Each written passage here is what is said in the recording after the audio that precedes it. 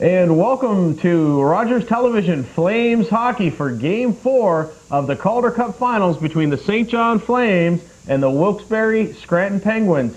David DeLine along with my partner Steve Ryan here, ready for the action. It's going to be a good one. And great news, we've just confirmed that Rogers Television has successfully negotiated the rights to carry Friday's Game 5 live from Wilkes-Barre. So we're going to be right back in this same spot. Good news. Enjoying some great hockey. And speaking of great hockey, a phenomenal game the other night, Steve. It's going to happen again tonight. What do you think are going to be the keys to look for the Flames? Well, for the Flames, they've had some news today. You're going to have a couple of guys in the Wilkes-Barre lineup that they're going to have to keep their eye on. Andrew Ferentz, as if this defense wasn't good enough, really, with Kelleher, Roosevelt, Mellicar, and Cull, who's played well. They get to add Andrew Ferentz, who I thought was the Pittsburgh Penguins' best defenseman in their playoff run, and he certainly played a good game last night, over 26 minutes played. He played more than Lemieux, Scott Stevens, and this guy was very effective. I thought he's not a big guy. He's 5'10". He doesn't have to play overly physical, but gets the puck extremely quick. He's creative with the puck. That's going to certainly help the Penguins' transition game, and they'll be able to get it to Milan Kraft, who is back in the lineup, and this guy's magical with the puck.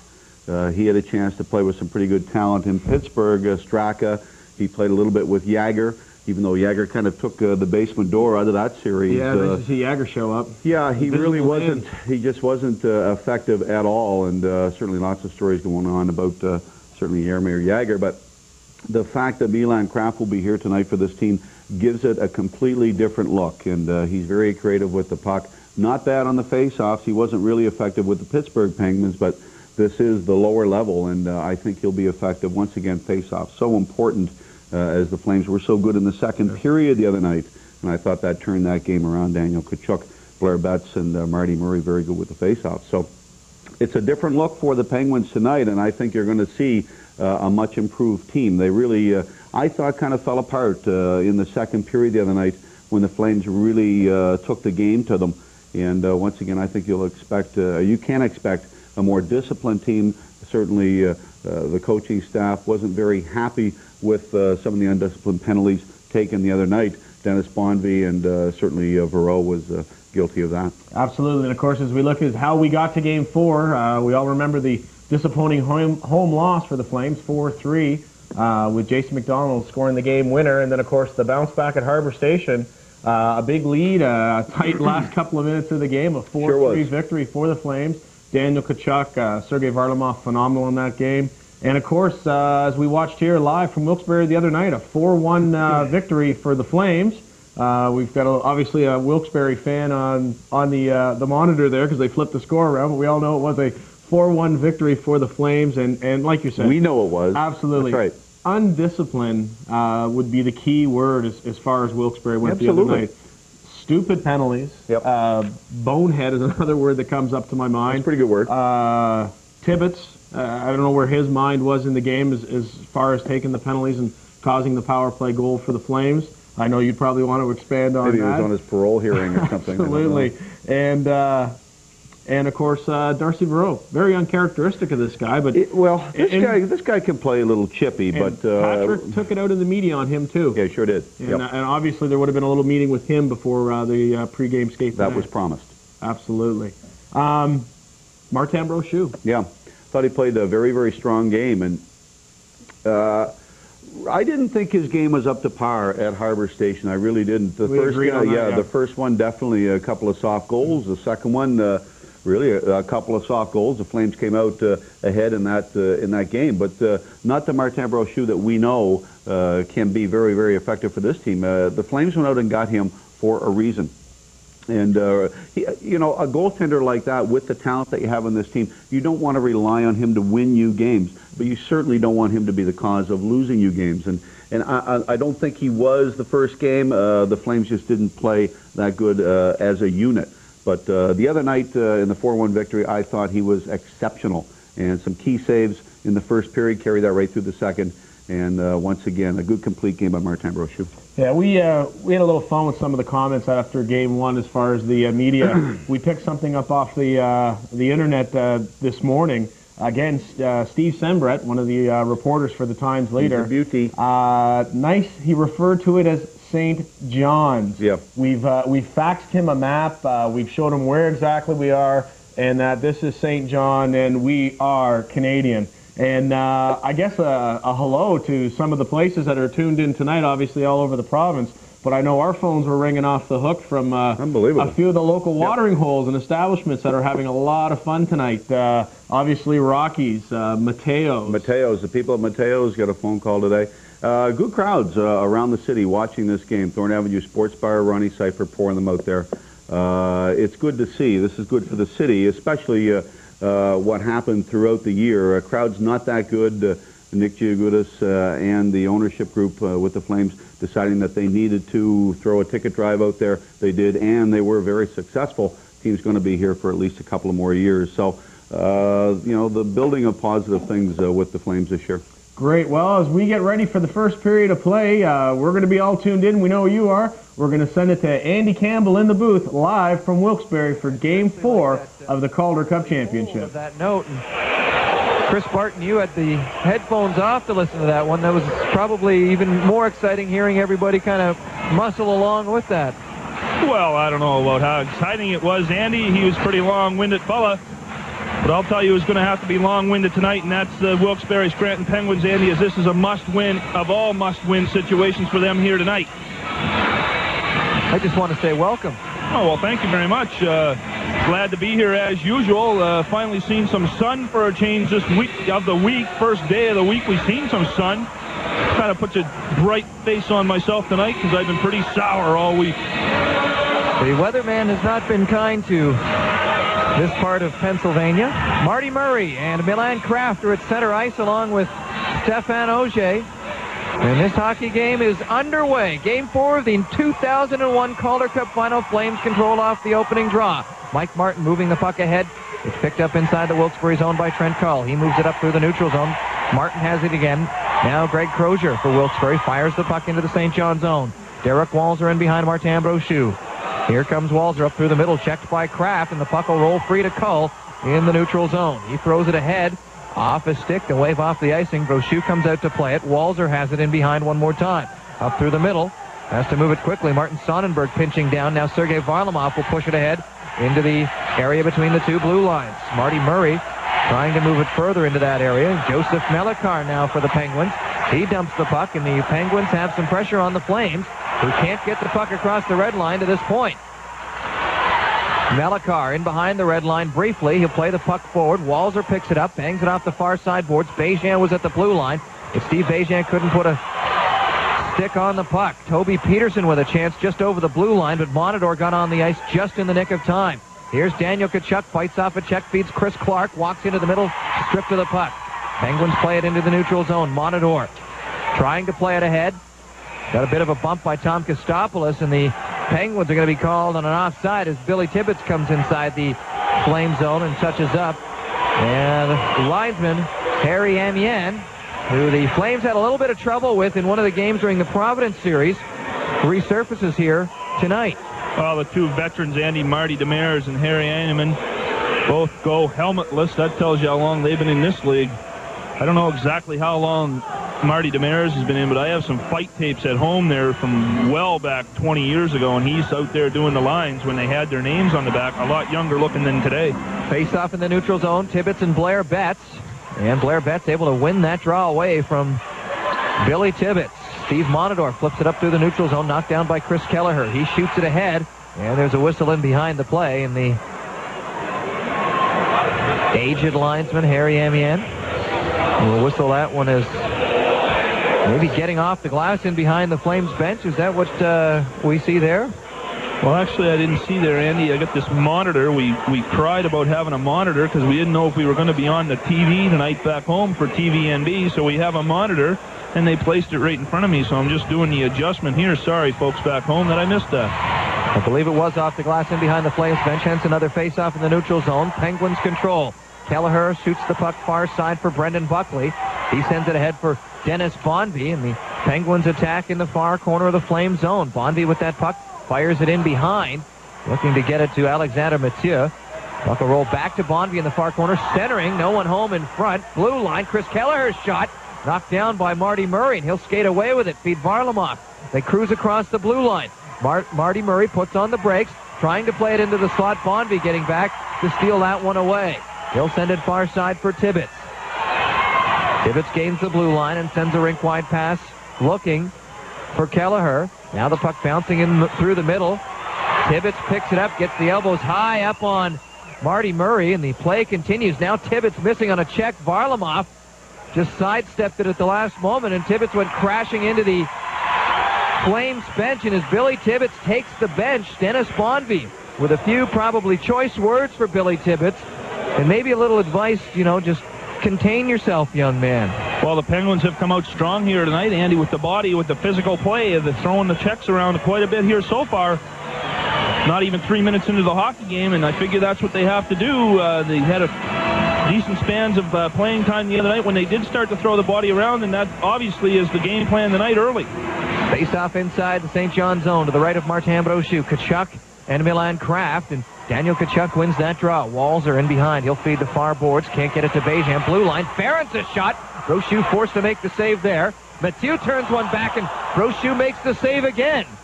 First couple shots of the game are owned by the Wilkes-Barre Scranton Penguins. Here comes Kraft. Can't get a shot off. Puck will roll into the middle. It's cleared away by the Flames. Steve Bejam picks up some speed. A delayed penalty coming up as Mike Martin is going to be charged with hauling down Eric Meloche inside the area right beside Martin Brochu's net. Well, he did take Eric Meloche down, but Stéphane Auger could have had a choice. Oh, the penalty is not going. Yes, it is. They had the wrong penalty box open, but it is going Mike Martin's way. Well, the second one here, just as you see on the screen here, and they stopped it there, is Greg Crozier takes down, throws an interference pick on Daniel Tkachuk. It could have went either way, but Stéphane Auger takes the first one, which indeed is Mike Martin. So Mike Martin in the penalty box, holding the call. And it will put the Wilkes-Barre Scranton Penguins on the power play. 21.7% effective thus far in the playoffs. 23 power play goals on 106 opportunities. Flames drive the puck into Wilkes-Barre territory. This will be a crucial kill for the Flames. They've got not only the Penguins on the ice to battle tonight, but the 8,200 strong crowd. Here comes Milan Kraft cruising over the blue line. They'll whistle him offside. Either Toby Peterson or Eric Meloche on the near side were over the blue line ahead of Kraft, as Kraft made some moves on the far side just to prolong his forward progress, and obviously coming down from the Pittsburgh Penguins. Well, in that picture there, you can't really see it, Andy, as Kraft looked like he was over the line on the pitcher, but somebody was offside. But I like what St. John's doing here. They're giving a few shoves after the whistle, letting him know, hey, listen, you're not going to run the show here. Off a draw, Rick Morozic. He'll just feed the puck down into the Wilkes-Barre zone. Rich Perrant plays it at the side of his net for Michael Roosevelt. Roosevelt leaves. Peterson with blazing speed coming out of his own zone. Rink-wide pass for Chris Kelleher. Kelleher in over the Flames blue line. Puck rolls free back to the blue line. Roosevelt right into the slot. Passing, scored!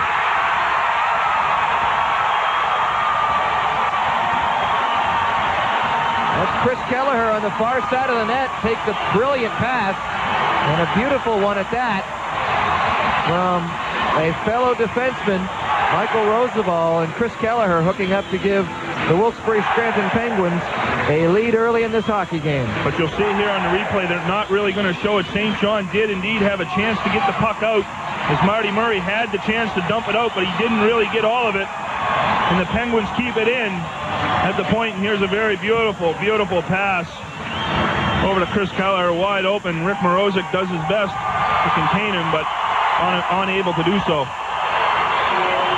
Play goal scored by number 4, Chris Kelleher. His 6th goal of the playoffs with an assist to number 28, Michael Roosevelt. Time of the goal, 3 minutes, 26 seconds. And that'll be the only assist, the assist to Roosevelt. Kelleher, his 6th of the playoffs on the power play, and Wilkes-Barre leads this hockey game 1-0. And the Penguins fight for the puck in their own zone. Cull far side for Ferentz. Ferentz ahead to Bonvie, and he'll roll it right in on Brochu, and Brochu's going to cover up Alexander Mathieu and Toby Peterson in the vicinity, and then plenty of pushing and shoving after the whistle. Daryl Scoville with the big leather facial for Alexander Mathieu. Well, that's exactly what the Wilkes-Barre Scranton Penguins wanted, Andy, is to keep this crowd into the game by scoring first. As the St. John Flames are 10-0 in the playoffs when they score first, and obviously that's not happening here tonight. Now, when the Wilkes-Barre Scranton Penguins score first, they are 7-0. So they're looking to keep a perfect record intact as well. Off a draw inside the St. John zone. It comes right out down into the Wilkes-Barre end. Kelleher charging into play. It takes a big bump from Rico Fata. And the Penguins go to work clearing their blue line. Brendan Buckley, rink wide for Kelleher.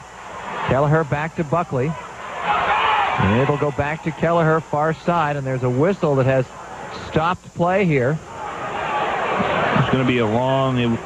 It was a delayed offside, and Harry Hanneman decides, he said, I'm not going to wait, even though the Penguins were like a foot away from the blue line. He said, this went on long enough, so we're going to blow it down here and have a face-off. But St. John now has to really be able to withstand the hard push and the heavy checks that's going to be coming their way. As you see Crozier getting in Sergei Varlamov's face here, right here off the face-off. 15:29 to play, first period, 1-0, Wilkes-Barre with the lead. This is game 4 of the Calder Cup final. Derek Walzer almost leaving the puck at the red line. Marty Murray bats it forward into the Penguin zone. Near side boards, Crozier takes a bump from Varlamov.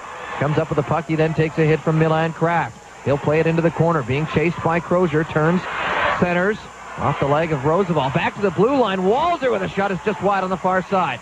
Malash on the far boards, trying to headman that pass for Kraft. It's way by him. Walzer racing back inside St. John territory. Feeds Martin.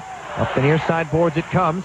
Going to get by Melikar at the blue line, but he'll find it inside Wilkes-Barre territory. In the neutral zone. Puck bouncing off the far boards. Jason Morgan picks it up. Shoots it ahead. Melikar finds it. And gains the red line and fires the puck into Flames territory. Mrozik looking to make that lead pass to Steve Bejant. Andrew Ferentz will get it inside the Wilkes-Barre zone. He logged a lot of ice time last night. More than Scott Stevens, more than Mario Lemieux, more than Jaromir Jagr, more than any player on the ice in that 5th game of the NHL Eastern Conference Final. Dennis Bonvie missing on a huge check as a puck comes free inside the Flame zone. Chris Clark picking it up, working forward, past Morgan. He just carried that in. He may have hurt a wrist or a shoulder there. He shakes that right arm. There's going to be a penalty here, Andy, on the Scranton Wilkes-Barre Penguins, indeed slashing. That may be the reason Chris Clark was shaking that arm. Alexander Mathieu as Chris Clark comes across the blue line. Well, the Flames now have a chance to draw even here. The Penguins, Dave Roach, Derek Walzer, and Daryl Scoville. The killers out there for the Penguins. Kelleher, Sonnenberg, Kostopoulos, and Melikar. Face off inside the Wilkes-Barre zone. Murray wins it. Walzer a shot, and Perron has to play that one quickly. They try to get out and do, and the Flames will have to work their way back into their territory to pick up that puck. Derek Walzer on the far side, in the corner. They'll move in behind Brochu. Comes ahead. Here's Murray from the red line, driving the puck in. It'll bounce wickedly out of the corner, right in front, picked up by Roach. He tries to center. Murray has the puck. Into the face-off circle, shooting, and it was deflected at the last moment. Back to the blue line, Marty Murray. He'll feed Daryl Scoville on the far side. He'll touch it down into the corner. Bouncing puck there, Ferentz. Now Roach clears it to Varlamov near side. Varlamov looking up the near side boards for Murray. Back to the blue line and Scoville. Scoville, wrist shot, knocked down in front by Chris Kelleher, and he dumps the puck the length of the ice. Martin Brochu out to play it. 1:05 left in the man advantage for the Flames. Daryl Scoville with a weak shot ahead through the neutral zone, picked up by Daniel Tkachuk, and he rifles the puck into Wilkes-Barre territory. Near side corner, Tibbetts jumped on right away.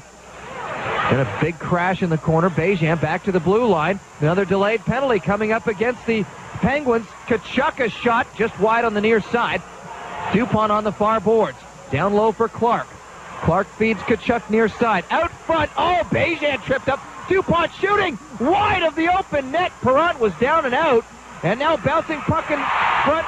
And as soon as the Penguins jump on that one, that's whistled down. 29 seconds remain in the penalty to Alexander Mitsu.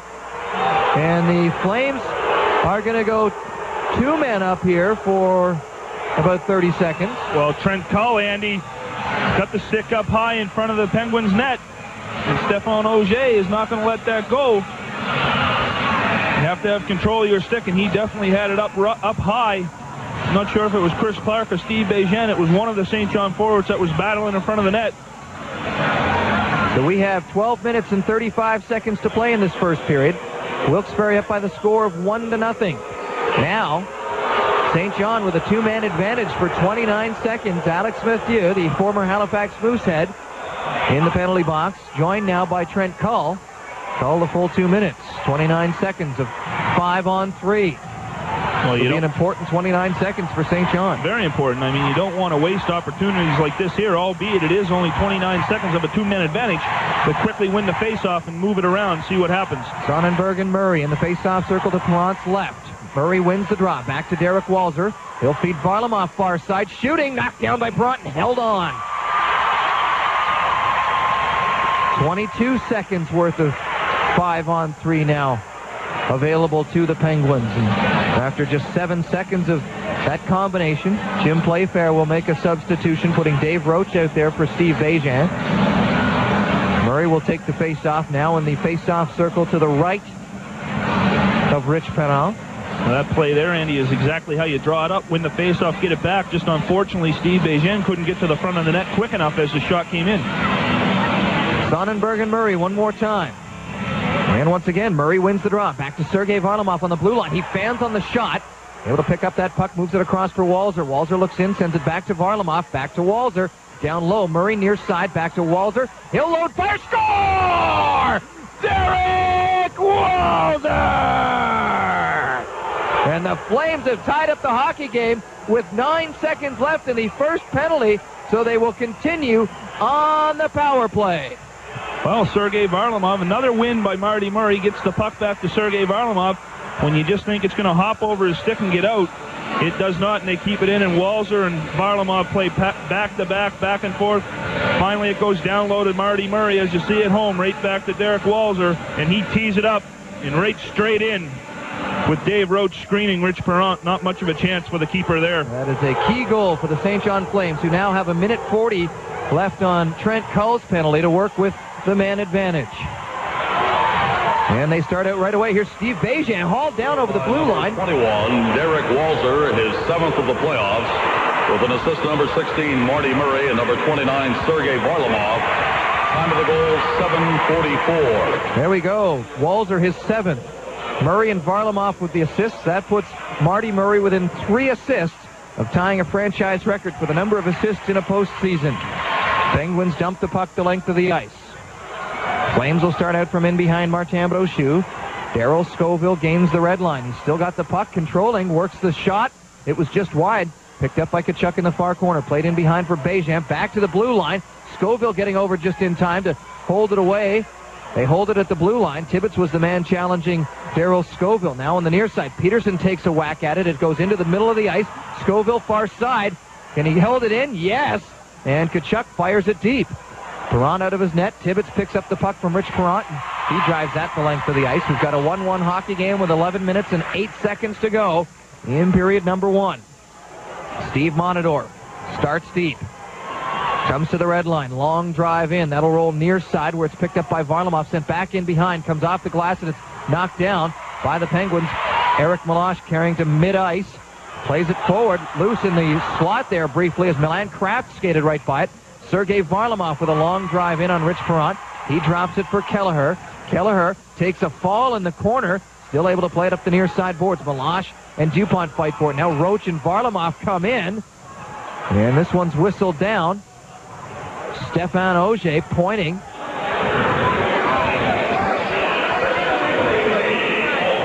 Well, he's talking to Eric Malash there about getting in there. Maybe the elbows were a little high. As you see Trent Cull on the TV back home with 1 second to go. So this here's a crucial face-off here now with 1 second to go with a man advantage. Get it back before Trent Cull can get back into the play. Maybe get a good scoring chance. And ideally, you want to draw it right to Rick Mrozik or Mike Martin so they can get a shot off with just the 4 men on the ice before Cull has a chance to work into the play. Here's Betts and Sonnenberg in the face-off circle. But they also got to be cautious of the man coming out of the box, Andy, if things don't go right on this face-off. So Rick Mrozik has to be aware of that as he's the closest one to the penalty box. Martin Sonnenberg being shown the gate on the face-off. Talks things over with the man who's going to go in and take the face-off for him. That's Tom Kostopoulos. He'll challenge Blair Betts. They just tie it up. It'll come back to the blue line, and Mrozik knows where Cull is and wisely plays it near side for Martin. Now on the far side, Kostopoulos upended. Morgan with the puck inside St. John territory to Martin on the near side. Ahead to Betts. Betts feeds Fata. Fata to the blue line. He'll work the puck in on Rich Perrant. Picked up by Melikar. They come forward. Sonnenberg rifles the puck to the far corner. Mrozik and Kostopoulos, and they crash hard into the end boards. Mrozik up first. Seemingly Tom Kostopoulos got the worst of things there. Morgan taking a regular shift here tonight with Blair Betts and Rico Fata. Mike Martin with the puck at his own blue line. He steers it forward off the near side boards. Cull racing back into the near corner of the Wilkes-Barre zone to get it. He's tackled once immediately by Daniel Tkachuk. They poke the puck free. That's Toby Peterson working it in behind his net to Michael Roosevelt on the far side at the blue line. It's held in by Scoville. Drive toward the net. Rich Perrant reaches up about chest high from his knees, grabs that one, and holds on. 9:35 to go in this first period. 1-1, Penguins and Flames. Well, not a lack of hitting in this game, Andy, as the bodies continue to fly around as the Penguins are still sticking to their game plan. Never mind the fact that, you know, we're obviously associated with the faux hockey team, but they have been fabulous to everyone associated with the St. John Flames. Oh, absolutely, and that's all you can ask for of the people is, you know, just be nice to you, I guess. Draw inside the Wilkes-Barre zone, won by the Penguins on the near side boards. Mathieu takes a bump from Steve Monador. Puck rolls free into that far corner. Tibbetts picks it up. He's immediately hit by Gaetan Royer. Jason Morgan in to kind of plug his way in there. Puck up the near side boards. Mathieu can't get it out at the blue line. Monador, nice job to hold it in, and Morgan sweeps it back down into the corner. Royer tripped up by Cull. Play continues. Far blue line. Shot. It's wide into the corner on the near side. Tibbetts over to pick it up, and he takes another bump from Gaetan Royer. Now into the neutral zone. Bonvie almost looked like he was hit from behind. Puck kind of bounces around at the red line, and the Flames play it ahead. Cull picking it up and in the corner. Rifling it far side for Bonvie. Bonvie ahead to the red line where it's stopped by Derek Walser. He'll send it out from in behind Rich Perrant, but he was at the side of the net, and that one just scoots wide. Flames play it into the neutral zone. Check that. The Penguins play it into the neutral zone. Knocked down by the Flames. Rink wide. Lead pass for Steve Bégin. Into the middle. Chris Clark. Oh, swept away at the last moment by Cull. Crozier up the near boards for Kraft. Kraft sends it into the middle. Ahead for Eric Malash, and Steve Bégin just dumps Malash. In behind, Kraft centering. Puck comes to Buckley. His shot, loose out front. Bégin will play it away. Off the far side boards. Held in by Kelleher in front. Now Rick Mrozik picks it up in front and just drives it the length of the ice. Crozier and Chris Clark continue to hammer away at each other. And now Tkachuk gets over and pushes and shoves with Milan. Mike Martin there didn't really have a chance or choice, Andy. He had to get rid of it because the Penguins were coming with heavy pressure. But here you see it at home now is the puck's a couple of shots made to Martin Brochu. Couldn't really see it. Steve Bégin tries to get it out. And then the battle will be with Derek Walser and Crozier, I guess, and Malash. You take your pick, but the bodies are banging and crashing. There's not much love for each other in this series here so far tonight. 7:59 to go, first period, 1-1. Flames and Penguins, fourth game of the Calder Cup final. Face off to Martin Brochu's left. Sonnenberg and Murray. Murray wins the draw. Dupont from in behind. Another Flame down on the ice. Puck comes to the Wilkes-Barre blue line. Tom Kostopoulos now. He'll fall. Lost an edge, it looks like, and the play whistled down. Player down right in front of the Flames bench. It's Sergei Varlamov.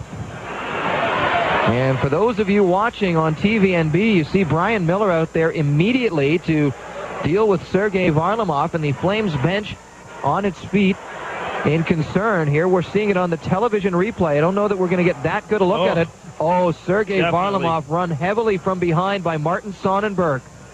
And it looked as though Sergei Varlamov may have hit his head.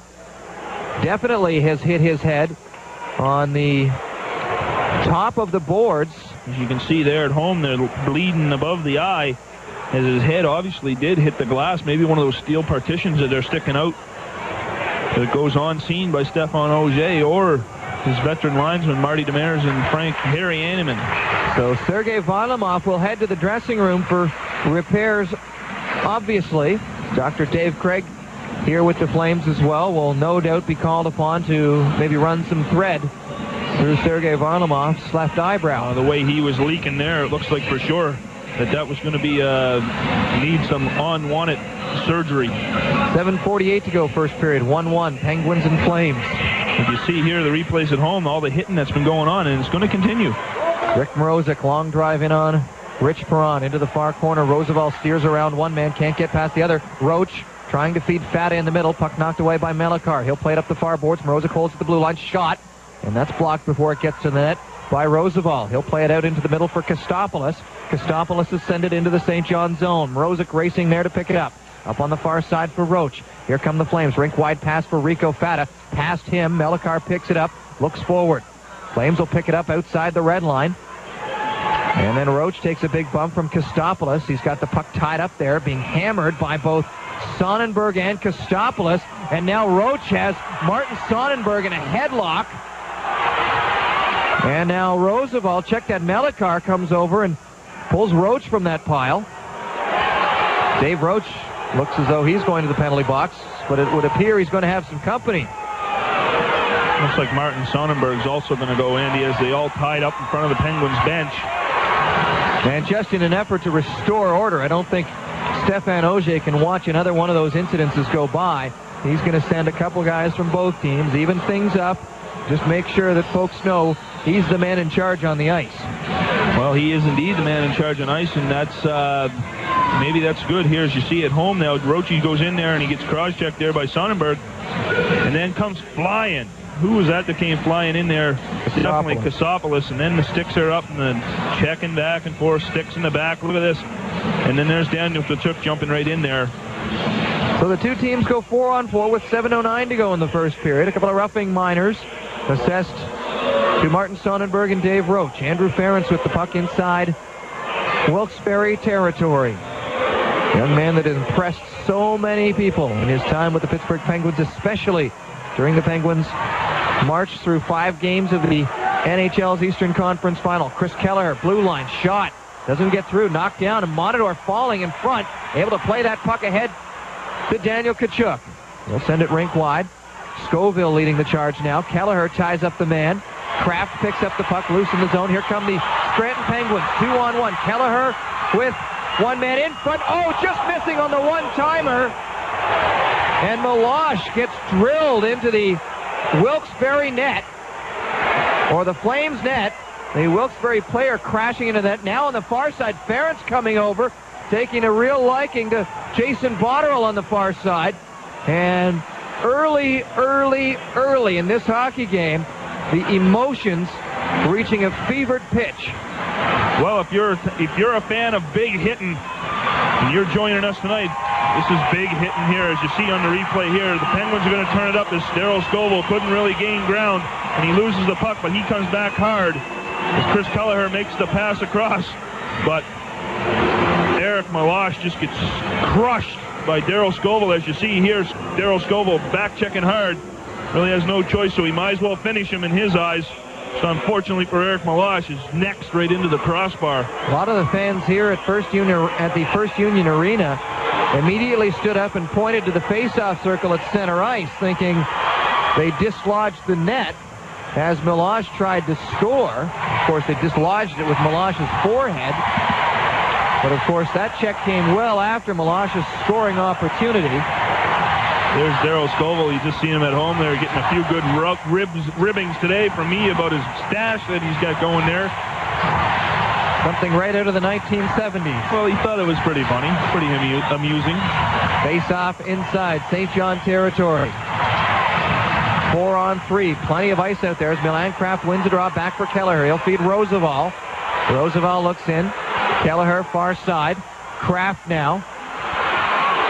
He looks back toward the net.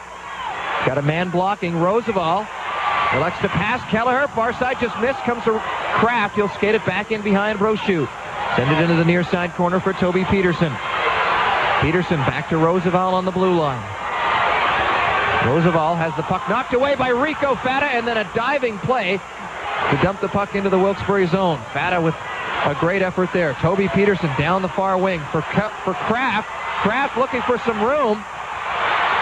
Into the far corner they go. Mrozik rides him out of the play, and Steve Bejan gobbles up the puck and trying to dump it into Wilkes-Barre territory. He gets it up and over the glass, and that goes into the penalty box of the Wilkes-Barre Scranton Penguins, and Martin Sonnenberg delivers a souvenir back to somebody. Well, a lot was made, Andy, about the arrival of Andrew Ference and Milan Kraft. Yes, Andrew Ference has played a lot. He's got game shape in him after playing as much as he played last night. That's just the evidence. But Milan Kraft really gone up to Pittsburgh, never really played as much as he would have been playing if he had been here. So he's a little bit rusty and showed right there on a poor indecision to pass that puck. Face off inside the Flame zone one more time. Billy Tibbetts cannot win it away from Steve Bejan. The Flames work the puck down into the Wilkes-Barre zone. Andrew Ference turning in front of the Penguins net. Comes forward, sends a pass on the far side from Malash. Malash turns just inside the blue line, comes back toward the defenseman, feeds Ference near side. He'll skate into the middle. Feed Tibbetts down low on the near side. Tibbetts looks, fires off a stick and goes in behind the net of Martin Brochu. Malash out of the far corner. Kelleher on the blue line, back to Malash into the face-off circle, back to Ference near side. Ference loads, fires. Martin Brochu pushes that one away with the visor or the blocker, and the Flames and Chris Clark able to dump the puck the length of the ice. Roach and Sonnenberg back on the ice, back to their respective benches. So 30 seconds left in the penalty to Darryl Scoville. That's the time remaining in the Penguins' man advantage. Here's Ference to the red line, sends a pass far side for Kraft, shooting, and it's knocked down right away by Walzer. Ference feeds it in behind for Peterson. Peterson has it knocked away by Mike Martin. It'll roll into the corner for Kraft. He dumps it for Peterson. He turns away from Derek Walzer. Can't play it much. Kraft comes up with it briefly. Now Tibbetts. Tibbetts will throw it back to Trent Cull on the blue line. Cross ice. Ference. Scoville back on the ice. Cull a drive, and it's picked off by the Flames. And they'll turn it up the ice. Here's Darryl Scoville. He's got a jump on the defenseman. He'll break to the net in front and sweeps it right across the crease. Carried it into the far corner. Plays it in behind. Botterill has it roll off his stick and come right out front. Now Toby Peterson for the Penguins into the neutral zone. Flames back at full strength. Mickey DuPont knocks one down inside Flames territory and plays it up off the near side boards. Mathieu picks it up, avoids Rico Fata, and Marty Murray going the other way. Marty Murray in all alone, feeding Fata right through the legs, and he kind of fanned on that one. Now Murray in the near side corner, right back to the blue line and DuPont. Far side, Monador, a shot. It's knocked down in front, rolls in behind. Roach, Murray out of the near side corner, back to DuPont. DuPont with a shot toward the net, and the Flames are going to be penalized. No, they're not. It's Joseph Melikar. Looks as though he's going to be headed to the penalty box. No, it's not. It's Dave Roach. Definitely Dave Roach there. Made you wonder there for a moment as Melikar and Roach are... For the Calder Cup continues. You're listening to Home Hardware Flames Hockey on Country 94 with Andy Campbell. Andy Campbell and Chris Barton here with you from Wilkes-Barre on a Wednesday evening in northeastern Pennsylvania. Action back underway. Michael Roosevelt skating the puck in behind his net as the Penguins commence their third power play of the evening. Toby Peterson will rifle the puck in from the red line. Martin Brochu to play it. Rick Mrozik sends it into the far corner. He'll get it back. Try and send it up off the far side boards. Knocked down by Kelleher. Kelleher to Peterson. Peterson feeds it near side. Roosevelt might have come outside the zone, but he dumps it back in behind. It'll roll up the far side boards for Kelleher. He pushes it ahead. Mrozik will push it out. Roosevelt at his own blue line ahead for Peterson. Peterson will skate down the far wing. Stop at the blue line. Look in. Fire. Pad save. Brochu. And Chris Clark gobbles up the rebound and sends it ahead. Bejan looking down on Kelleher. Can he go around? Puts the brakes on. Able to get a shot off, but Kelleher steers that away. Peterson moves from in behind Perrant and then dumps the puck back for Kelleher. Chris Kelleher. Lead pass. Kostopoulos. Kostopoulos going to drop it back to the blue line, held by Cull, but he couldn't control it. He'll feed Ferentz on the far side, and the puck will get out, and he brings it back across right in front of Marty Demers on the far side, and the aged lineman blows that one down. Well, Andrew Ferentz, Trent Cull had difficulty keeping the puck in. He had to put a glove on it to settle it down. He fires it over to Andrew Ferentz. He just barely gets over the line, but Marty Demers is in the right position to make the call. I'd like to get a hello out there before the end of the first period to equipment manager Jamie Druitt's wife, Nicole, and the two children, Martin and Benoit. We know they're listening early. We think they're listening early. The kids probably can go to bed now, Mom. Here's Tom Kostopoulos at his own blue line as the Penguins continue to work on the power play. Ferentz now feeding Kostopoulos far side. It rolls to Tibbets. Tibbets down the far boards.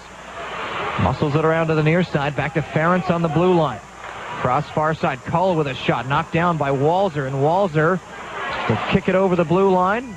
Finally, Jason Botterill with some help there. And Andrew Ferentz has to skate back inside Wilkes-Barre territory. On the far side boards. Tibbets gets by Walzer, but Walzer holds on there and is able to steal the puck away. Less than 5 seconds to go in the Penguins' man advantage. Tibbets over the blue line. Can he get around Walzer? Can't take the puck with him. Kostopoulos with a shot as Dave Roach emerges from the penalty box. Flames back at full strength. Kostopoulos from his rear end out of the corner. Out for Sonnenberg. Loose in front. Man down in front of the Flames net. It was Monadors. Betts races the other way. He's got Trent Cull back. Throwing it right across the crease of Rich Perrant's net. Rico Fat on the near side boards. Penguins come up with it. They'll throw it to the neutral zone. Darryl Scoville skating back, looking over his shoulder. He'll play it ahead for Roach. Roach takes a hit from Sonnenberg. Up through the neutral zone. Flames intercept the Penguins' pass. And Dave Roach throws the puck into Wilkes-Barre territory. Roosevelt skating from in behind his own net up the near side. Pass knocked down. Chris Clark had a chance to play it. Couldn't turn and do anything with it. Last minute of play in this first period. 1-1 the score. St. John and Wilkes-Barre tied in this fourth game of the Calder Cup final. Brendan Buckley took a hard hit on the far side from Bejan. Now Kraft tries to line him up. Sonnenberg with the puck at the red line. Throws it into the middle. Bejan steals it away. He'll come forward.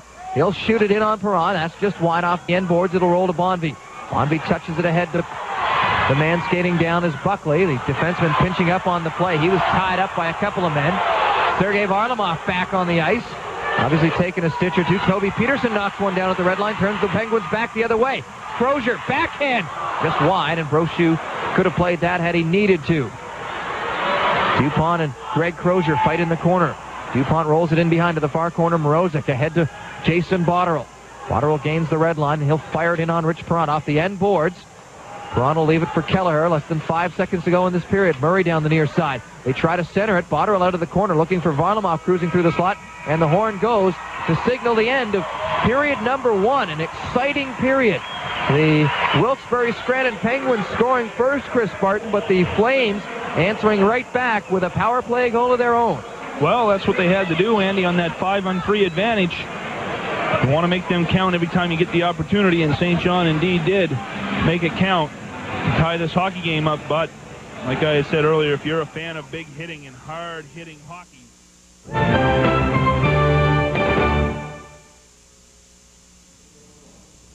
And welcome back to the Rogers Television Studio, where after 20 minutes of play, the St. John Flames and the Wilkes-Barre Penguins are all tied up at 1 in what was a very physical period.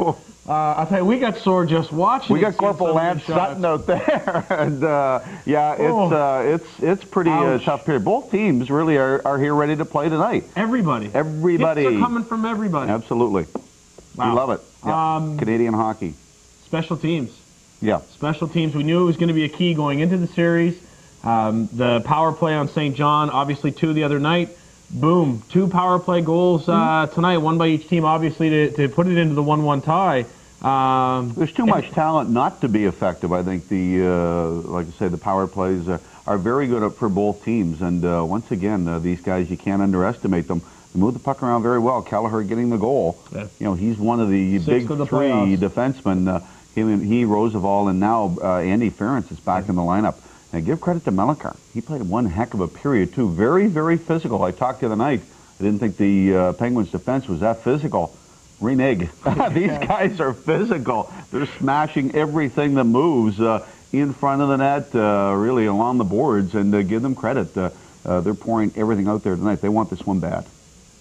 Great. We're going to have an opportunity, obviously, to see some highlights, so we're going to go to that now, which was the first goal by Kelleher at the 3:26 mark, a power play goal. And, you know, you got to tie that man up in front of the net. I know they're shorthanded, but that's a key to success on the penalty kill. Yeah, and absolutely. And it looked like, I think it was Mike Martin that didn't have him, Mike Martin or Morozic out front that didn't have that player. But once again, when you're down a man, it's very difficult. Sometimes positioning is the key.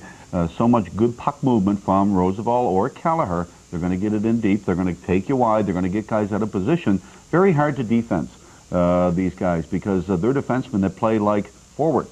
Yeah. And they can move up into the play so well. And I think that's the key to the success of the Wilkes-Barre Penguins, and as we're seeing it here tonight, the big goal by Kelleher to put them into 1-0 lead. Yeah, and of course, obviously we're waiting to find out the status as far as Varlamov. Wow. Took a nasty hit from behind from Martin Sonnenberg. Yeah. Obviously no call on it. Looked like to see he was cut above the eye, but as we know, he's a tough customer. He will bounce back. Absolutely. He'll shake it off. Dr. Craig obviously be down there. Get him fixed up, get him back out on the ice. I don't know if I would have said that Varlamov was a tough customer at the first year or last year. You know something? Really took some nights off. Yeah. But this year, and once again, we're going to give some credit to Jimmy Playfair. Got these guys not just buying into the system. He has them looking at themselves. He has them being responsible. And, I mean, you'd expect a guy to get up and go to the bench and shake it off during, you know, you're in the finals of the Calder Cup. But I'll tell you, this guy would have done it all year. And give credit to Varlamov. He'll be back for sure, guaranteed. Yeah, and again, on the power play, we're going to have a chance to see Derek Walzer's power play goal here, where the Flames took advantage of the 5-on-3. Yeah, good puck movement by the Flames, getting it back to Walzer. Bringing it in low, and you have to do that to get some of the defense moving around. Marty Murray back to Derek Walzer. He's got a howitzer. Who's in front? Mr. Roach. Big Davy Roach. And you can look at him. He's looking back at Walzer, squared up just above the blue.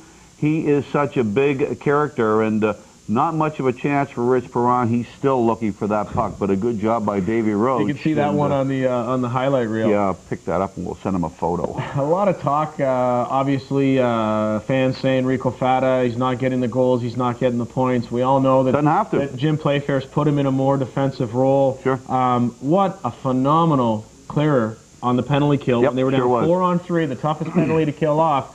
Takes a dive, knocks the puck out of their end, and in the result, they were able to kill off that penalty at that time. Last year, this guy served up more pizzas than vetoes. I'm telling you, we just kept dumping it to guys and freebies down the middle. But this guy, very responsible this year, and he's the guy that Tom Watts said, no, he's not going to be the goal scorer. He's going to be the defensive specialist. He's got great wheels. He'll keep the defense back on their heels. But playing great defensive hockey. Good point, David. Absolutely. And, of course, we threw the rumor around, which was true fact, that Rico was on his way to Buffalo earlier in the season. Fact. At the trade deadline. Yep. But the lack of a contract with Mike Pekka put an end to that. And whether it's St. John, whether it's Calgary, whether it's another organization, there's pure talent there. The fastest wheels in professional hockey. I think so. Mike Gartner likes speed. Yeah. The guy's got great wheels. And, I mean, when you're that naturally good, when you've got the natural attributes that Rico Fata does, you're going to play in the NHL. I think it's just a matter of time. You know, the Calgary media and the fans out there keep asking, what's going on with Tkachuk? What's going on with Fata? Well, I'll tell you, development is what's going on with them. And you'll see them, whether it's out in Calgary or in another NHL city. Daniel Tkachuk definitely fast track for Calgary. I'd be absolutely shocked if he wasn't there next year, only through a concussion. I don't think that he didn't finish up the season in Calgary this year. And as far as Rico Fata, honing the skills, the defensive skills, getting to be able to play, you know, on both ends of the rink. And I think definitely NHL bound is Mr. Fata. And a learning experience. Sure is. Yep. Don't want to harp on statistics all night, but Flames going into the other night, we talked about, they were 9-0 when scoring first, scored the first goal. Hey, look, 10-0. The Pens, 7-0 when scoring first, and it's a big deal, especially when you got 8,300 people in the crowd there, and you're bringing them in. They got the whitewash going. They're in this game because, as we've heard Donald S. Cherry mention on Hockey Night in Canada many a times, Game 4, the biggest win in the playoffs. Yeah, it is, and you know, statistics eventually, or streaks eventually end, so I won't put too much credence into that, but both teams have done a good job when getting the lead in their Calder Cup run.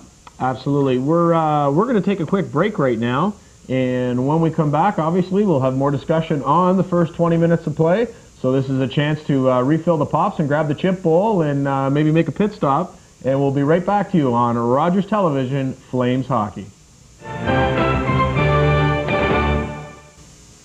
Here we go, 20 minutes of play, 1-1 game. We already said how physical it was. Absolutely, and remember, folks, Friday night, write it in the calendar, 8:30, right back here, Rogers Television has successfully negotiated the rights to carry the game, and boys, you think we got physicalness tonight, wait to see what happens on Friday night as well, because this series is just going to get more intense as time goes on. These guys are getting to know each other, and they're getting not to like each other, and you'd expect that to happen. You look at the other guys, Billy Tibbetts and Psycho Dennis Bonvie. I throw that in there. God love him, an Antigonish boy, but he's been around this league a few years, and he really likes to get things going. On the Flames side, you've got some tough guys in their own right. Certainly, Chris Clark is a tough guy. Stevie Bégin. So I mean, you're going to see that tough and rough play, and it's these guys are committed to do the best they can. Obviously, this time of year, everyone pours it all out in the ice. So yeah, it's going to be physical for the next 2 periods tonight, and and you kind of brought in that overtime word a little too early. Yeah, but it could be that type of game. But once again, and Friday night look for the same. So you've got hockey tonight, no hockey tomorrow night, hockey Friday night. NHL starts on Saturday night. The Pittsburgh Penguins beat out last night by the Jersey Devils, who I called to make it to the Stanley Cup Finals along with the Colorado Avalanche, and I like. You did, yes, you did. I like Jersey. I like Jersey going all the way. Good team, especially with Peter Forsberg out.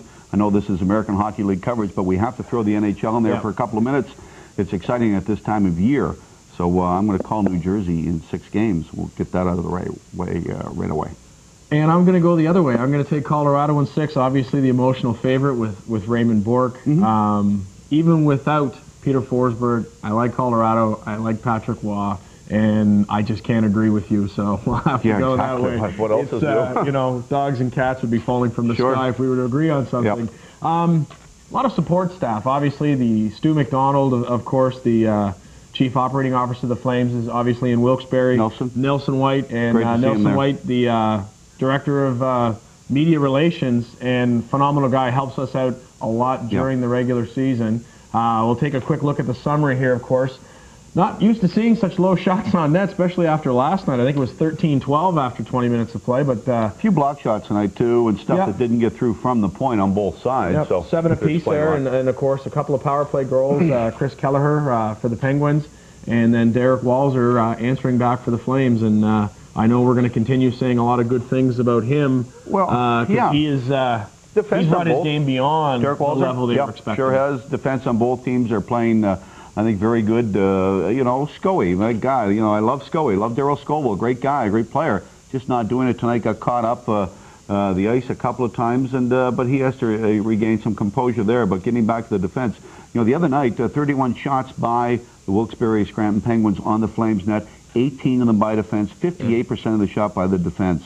Very, very strong effort. That's where the offense comes from. Great transition game also. When they get the puck up the ice, it gets up cleanly, and the Flames also getting some good quality shots by Derek Walser, Mike Martin putting a few through. I mentioned Steve Monador the other night. I thought he could have been one of the 3 stars if not for Chris Clark, Brochu, and Sergei Varlamov and Marty Murray. I thought he played Aaron exceptional. Kennedy's famous 4th star of the night, as Aaron likes to. Well, actually, Aaron picked Brochu, which wasn't a bad pick either. But I like the game that Monador brings. He has come full circle. Didn't think he should be in the league at the first of the year, along with maybe Rick Morozic. I didn't like Morozic's play at the first of the year. But once again, both these guys have come along so nicely. Mickey Dupont making the all-rookie team. Yeah. You know, you have to give credit where credit is due, and that's Ronnie Wilson.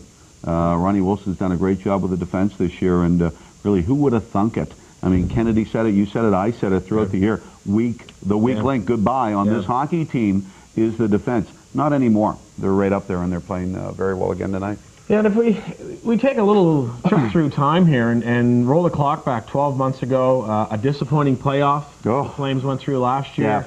The changes in the Calgary organization, Rick Vive interviewing for the job in Calgary, not offered a contract with the Flames, not offered a contract anywhere in the organization, and obviously an unsuccessful move to Don Cherry's Ice Dogs franchise. Throughout the summer, you didn't hear a whole lot. The whole Andy Bizot mess at the beginning of the season. Obviously, the heart of St. John was wanting him to come into town and play. Just didn't happen. Went to Providence, suffered an injury, and you know, was not to see again any playing time in the AHL.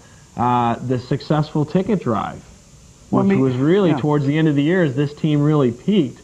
All of a sudden, here we are, and we're taking a run at the Calder Cup. It's been an interesting 12 months. It started out, of course, with Craig Button. One of his first moves was to get rid of Jean-Sébastien Giguère. Giguère, very, very, very talented goaltender. He needed a change of venue. He needed it in the worst way. He was just tired of losing here, up and down. He thought he should be in Calgary. They thought he should be down here. They couldn't get in sync on that. Gone to Anaheim for a second-round pick, which turned out to be Mikael Lomo. Once again, that was the start of things, and as you mentioned, David, 12 months later, here you are, Calder Cup. There you go, and speaking of the Calder Cup, we're going to head back to the First Union Arena in Wilkes-Barre for second period action with Andy Campbell up in the booth. After 20 minutes of play, we're in a 1-1 tie, and take it away, Andy. Along with Marty Demers, puck is down, and the Flames control the opening draw once again. Derek Walzer firing the puck ahead. It's stopped at the red line. Eric Meloche shooting it forward. It's gobbled up by Mike Martin inside Flames territory. Sergei Varlamov down the far wing. In over the blue line. He'll leave it for Marty Murray. Murray in front looking for Botterill, and Botterill just missed with the open net. Varlamov turning one back as Rich Perron struggled to get back into position. And the Penguins get lucky here early in period number 2. Here comes Marty Murray. Has a little trouble with a bouncing puck. Able to pick it up and move forward across the blue line. He'll dump a pass ahead, looking to get it to Varlamov. Trent Cull comes up with it for Wilkes-Barre. He can't do much with it. Stuck on the freshly flooded ice. And Rich Perron has to handle in behind his own net. Andrew Ferentz now for Cull. Cull ahead to looking to get it to Greg Crozier. It's past him. Steve Monador races inside St. John territory. Lead pass. Chris Clark past him. It'll roll off the side of the net, and Michael Roosevelt touches up. The St. John Flames will be charged with the icing. Well, Steve Monador wanting to headman the pass, obviously didn't hit a St. John guy and went all the way through for the icing. He's all right early on, 1 minute and 1 second in. That's fine.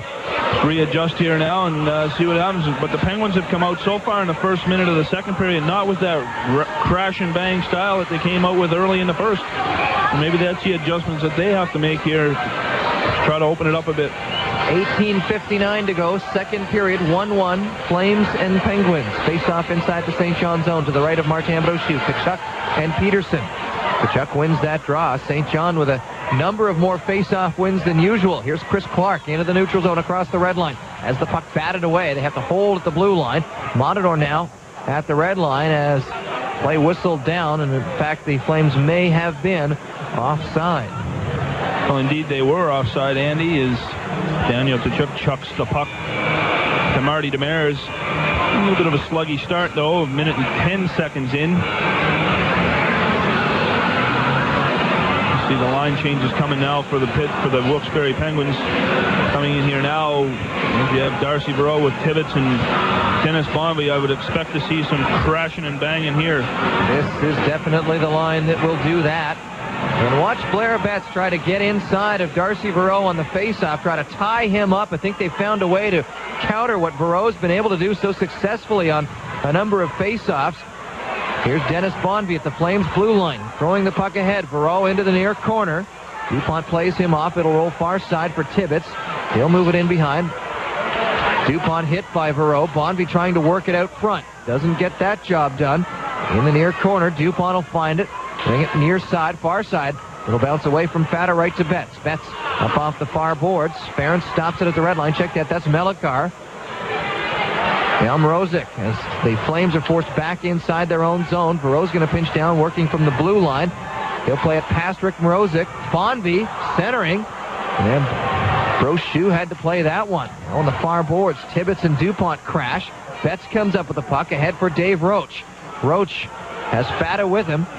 Roach will play the puck off the far side boards and head to the bench along with Fata. Brendan Buckley inside Wilkes-Barre territory. Head for Kelleher. Kelleher throws it up blindly through the neutral zone. It's picked off by Jason Morgan. Buckley in his own zone as the Penguins start once again. And a pass goes errantly to Jason Morgan, and the Flames able to play the puck inside the Wilkes-Barre zone one more time. Kelleher trying to race away from Gaetan Royer. Royer will give up the puck. Take it away and then give it up. Morgan has it at the red line. He'll play it ahead. Here's Tkachuk. Sharp angled shot. That just missed on the far side. It'll come all the way out on the far side from Mike Martin. To Derek Walzer. Back to Martin. Martin starts forward from inside the Flame zone. Ahead to Daniel Tkachuk. Tkachuk just lifts that one up off the boards. It'll roll in behind Perron. He plays it for Buckley. Buckley ahead off the far boards. Monador stops that one at the red line. He shoots it ahead. Varlamov turns at the blue line. Plays it past the net. Scoville, sharp-angled shot. Perron handles that. Bouncing in behind. Kelleher. Botterill jumped on top of him right away, so he had to play that puck in a hurry. Penguins clear the zone. At the red line, Crozier lines up Monador on the far side. And a big bump there. Monador able to play that puck again. And Buckley's going to have to chase inside the Wilkes-Barre zone. He'll use the near side boards. Can't clear Marty Murray there. Murray skating in behind, trying to center for Jason Botterill, but it was off a skate, and it bounces to Tom Kostopoulos. He gets it into the neutral zone, but the Penguins turn it over, and they're forced to dump the puck the length of the ice. Steve Monador racing back, and that'll be icing against the Wilkes-Barre Scranton Penguins with 16:16 to play here in the second period, and the two teams tied at 1. A glorious opportunity for Sergei Varlamov if Marty Murray was able to get the puck across. Marty Murray's down low beside Rich Perron, and Sergei Varlamov standing there all alone waiting for the pass. It never came, and then by the time the puck did come over, there was a man on Sergei Varlamov, but that would have been a quick one-time opportunity. Knowing the way he shoots the puck, chances are it would have been into the back of the net, but those are the things that you miss every now and then, and hopefully get another chance later. Face-off inside Wilkes-Barre territory. Darcy Verreau tossed. Blair Betts will remain in. But another face-off specialist for the Penguins. Martin Sonnenberg comes in to challenge Betts. And Betts wins the draw. Back to Rick Mrozik. He'll load fire off a skate, and that'll get up over the glass. In behind Rich Perron, and out of play. Well, it was interesting being here today, Andy, for the pregame skate. Because after the practice, you would see guys taking face-offs against each other. All center icemen lined up and were taking face-offs, extra face-offs. You know, and like you had said, maybe they had figured out Darcy Verreau. And St. John is definitely way better tonight than they have been in either of the 2 games I've seen, in the 3 games for that matter, in this series. Face-off inside the Wilkes-Barre zone. Flames win it, but it comes out over the blue line, so they have to back up a little bit. DuPont couldn't play it forward as he backed up. Rick Mrozik racing back inside St. John territory. Puts the brakes on him behind. Feeds Fat on the far boards. Bouncing high up off the glass. Roach pushing it ahead. Betts didn't have control. Interesting way of staying onside there as Blair Betts looked as though he almost tripped over that blue line.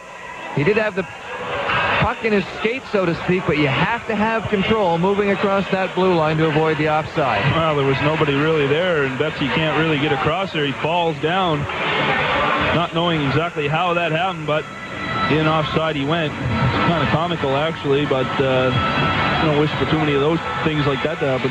Face off in the neutral zone. It'll be Toby Peterson and Daniel Tkachuk. Tkachuk turns and deposits the puck onto the stick of Mickey DuPont. They play it forward. Bejan crashing at the blue line with Roosevelt. They play it in. Roosevelt in the near corner takes another hit from Bejan, but he manages to play the puck to Kostopoulos. Tom Kostopoulos ahead. Rick Mrozik tried to stand up Toby Peterson, but took the worst of it. Slow to get up. Now Mrozik back on his feet. And now we have played 4 minutes and 22 seconds of this second period. Wilkes-Barre and St. John are tied at 1. Toby Peterson coming along there and just getting underneath Rick Mrozek and lifting him and sending him number 5 above black pack. Tossing around a few hellos at the end of the first period there. We'd be remiss if we did not mention Mario Lozon, the Flames bus driver. Unfortunately for Mario, other duties called and he could not join us here in Wilkes-Barre this week. His team chartered down and did not use the bus, obviously, but the boys are thinking of you, Mario, and they wanted to extend a hello and hope that your week is going to this point as well as theirs. Off a face-off inside the Wilkes-Barre zone. Penguins control. They'll play it to the red line. Knocked down by Derek Walzer. Walzer ahead to Bejan. Bejan will backhand it off the near side glass. It'll roll into the corner. Picked up by Melikar. He'll send it far side for Tibbetts. Tibbetts has the puck roll past him to Daniel Tkachuk. He threw it on net. It was just wide of Perrant. Roosevelt gets it out of the zone finally. Tkachuk at the red line. Sends it back. And the puck is picked up by Roosevelt, and it's immediately whistled down as Chris Clark was a little slow on getting out of the Wilkes-Barre zone. One of the rules, really, Andy, that I really don't like, and they talk about wanting to speed up the game, is this, the icing call or the offside call that you just seen there. Why they don't have the clear out ice or the clear out offside is just beyond me. If they want to keep these games moving, there's a perfect opportunity as no one was going to go in for St. John, and Wilkes-Barre would have had plenty of time to come out and keep this game moving. Face-off just off the red line on the Wilkes-Barre side of it. Flames win the draw. Derek Walzer has to come back inside Flames territory to pick that one up. He gains his blue line, sends a pass up through the middle. Marty Murray couldn't get to it. Varlamov able to find the loose puck. Flames into Wilkes-Barre territory. Varlamov a shot off the end boards. That was wide. Kraft falls in front of his own net. Puck rolls to the red line, and Mike Martin's there. Walzer plays the Flames into Wilkes-Barre territory one more time. Roosevelt skating in behind Rich Perrant. Lost the puck momentarily. Stolen away. Varlamov turning and shooting. Rich Perrant reaching up. Oh, my goodness. What a save off the turnover right in front of the Penguins' net. Flames come up with the puck, and Rich Perrant, someone holding up a sign in behind the Penguins' net, has this one down to a T. Perrant is priceless. Holy cow, that was an amazing save. Well, turnover by the Wilkes-Barre Penguins behind the net. Puck comes right out to Sergei Varlamov, and really in the 3 games that I've seen, Andy, this year is really the only time that Rich Perrant has really been tested where he had to come up huge, and he did that there. The 9th shot on goal for the St. John Flames in this hockey game was one of those shots that could have been a goal. Rich Perrant making a beautiful save. Action behind Perrant now as Betts and Roach battle for the puck. Milan Kraft comes up with it, feeds Andrew Ferentz. Greg Crozier with a long shot in. Rebound. Malash got to it. And then took a hard spill into the boards in the far corner. He'll go to the bench. No, he won't. Play comes back into the Wilkes-Barre zone. And Malash will pick up the puck in his own zone. Tried to feed it into the middle for Crozier. Now sends it near side. Brendan Buckley will deposit the puck in the St. John end. Not too deep, though. Puck comes out front. Picked up by Roach. He sends it ahead over the blue line. Knocked down by Rico Fata. Fata banks it off the far side boards as the Flames make some changes. Wholesale changes. Crozier in behind his net. Beating Cull. Cull lifts it high over everybody's head. Knocked down by Rick Mrozek. Played ahead for Royer. Gaetan Royer dumps the puck into the Penguin zone. Morgan out there banging with Cull. Puck up the far side boards. Tkachuk sends it deep for Morgan. Morgan will push it in behind. Royer can't get to it. Tkachuk comes near side. They'll play it off the boards in behind. Morgan picked up there. Centers out front. Toby Peterson directs it away. Penguins. Tom Kostopoulos. Now Andrew Ferentz come inside St. John territory. Shot right through the legs of Rick Mrozek, and Brochu able to see that. Call a blast from the blue off the post. Sonnenberg near side boards. He'll play it deep into the corner. Bouncing puck. Picked up by Royer. He'll send it far side. It'll get to Trent Cull on the blue line. Cull, shot, knocked down in front. It'll roll right to Daniel Tkachuk at the Flames blue line. And Daniel Tkachuk rolls it down into the Wilkes-Barre zone. And that should be icing against the Wilkes-Barre Scranton Penguins, although Rich Perrant had come out of his net, and at that point, the icing is supposed to be waved off, but They'll go with the face-off inside St. John territory when we return. 12:49 to go, second period. 1-0. Sorry. Marty lining up on the face-off, but the officials will hold this. Now we can proceed. Marty Murray and Darcy Verreau in the face-off circle to Martin Brochu's left.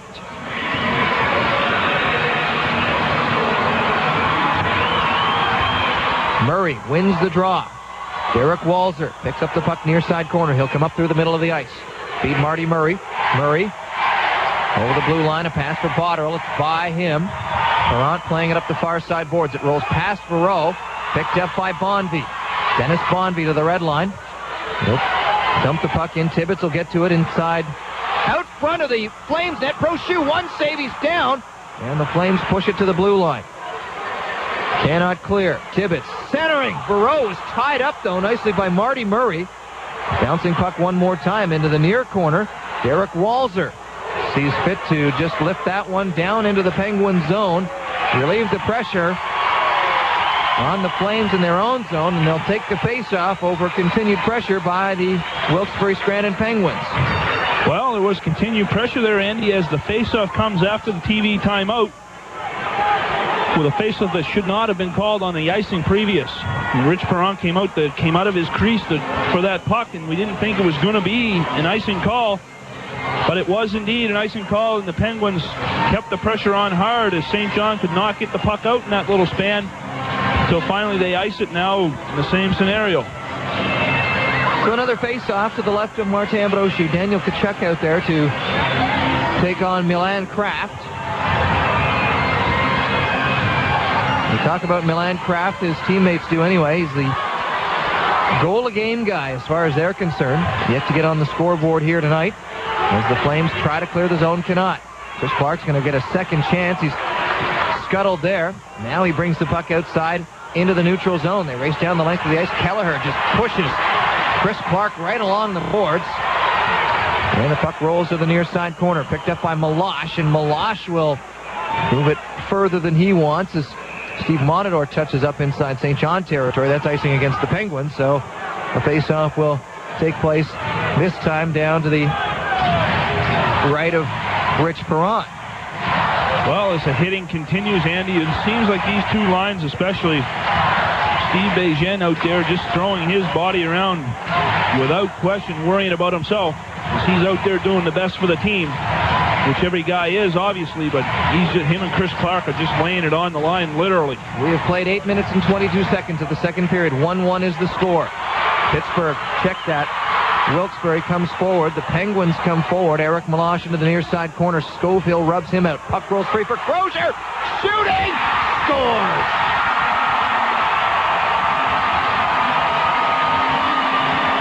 And that's a goal that will haunt the St. John Flames, as that one was kind of dumped into the Flames net off the side of Martin Brochu, and it rolled in behind number 30.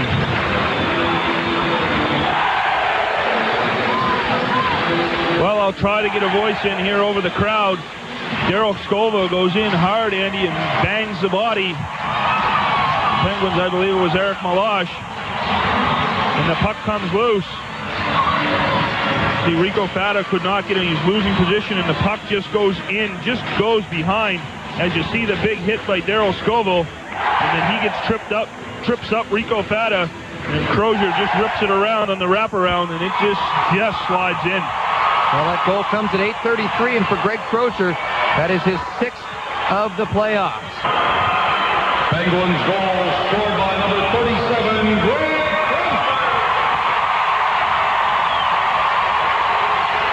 His 6th of the playoffs with an assist to number 72, Eric Milosh.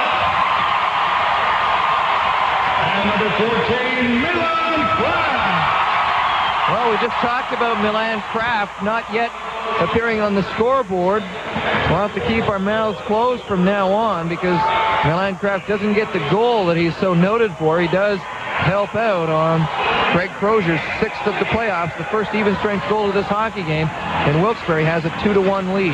Well, they're coming strong, Andy, and they're going to keep coming strong, so St. John's going to have to do what they have to do to stop it. And this crowd of 8,200 plus has found some new life. Here comes Daniel Tkachuk over the red line. He skates into Wilkes-Barre territory. He's got Steve Bejan with him. Perron juggles it, and Chris Clark trying to get to it. Perron! Oh, they put it into their own net.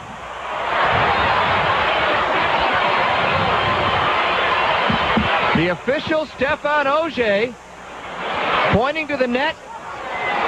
Rich Perron, in disbelief, after knocking the puck into his own net, raises his mitt to his mask. That one was just too fluky to call. Well, the Flames have bounced back here 30 seconds after Wilkes-Barre gets its goal. On the TV viewers at home are going to get a shot of this. Came off the end boards, and Perron pushed it in with his stick. That could be Chris Clark's goal. Unbelievable break for the St. John Flames. All throughout the playoffs, they've always been able to come back and answer once they're scored upon. But this here is just inexcusable by Rich Perron. So a tie game once again, 2-2. St. John gets back the tie with just 30 seconds elapsed from the Wilkes-Barre goal. Daniel Tkachuk's going to be given that goal. He's going to be the last one that will have touched that puck. Here comes Dennis Bonvie inside St. John territory. He works into the far corner. And Daniel Tkachuk, his 8th of the playoffs, unassisted. The time 9:03. St. John goal. So Tkachuk gets the draw, or gets the goal. Puck now in behind the net of Rich Perron into the far corner. Varlamov. Puck rolls to Kelleher. Kelleher picks it up and moves forward. Sends a pass ahead for Bonvie. Rink wide for Tibbetts. It was beyond his reach. Mike Martin picks it up, sends it into the neutral zone. And that's batted the length of the ice. No icing on this play as Kelleher touches up inside Wilkes-Barre territory. Fat on the near sideboards, has the puck rolling behind him. Here comes Milan Kraft. Kraft ahead to Crozier. Crozier had the puck knocked away. Fata will turn and go the other way with Dave Roach. Can he get around Andrew Ferentz? No. Fata is knocked to the ice. Trent Cull picks up the puck. He'll put it right onto the stick of Fata. Fata will dance around him to the far side of the net. Up the far side boards. Turn, shoot. It'll roll in behind. Betts will pick it up there. Can he feed it in front? Can he bank it off? No. Rich Perron down on top of that in his crease. And then Dave Roach taking all kinds of abuse from the likes of Trent Cull et al. Well, Rich Perron grabs the puck and he just fires it down to the ground onto the ice as he's disgusted with himself. And rightfully so. Everyone had talked about how the Penguins had got here, and not much of the talk.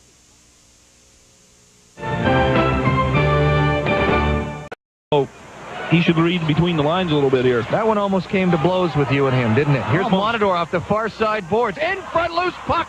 The Penguins will play it away. Clark on the near side boards trying to get it back. Into the middle. Tkachuk shot, scores! Knocked down in front. Did Steve Bejan get that one? Daniel Tkachuk makes the shot.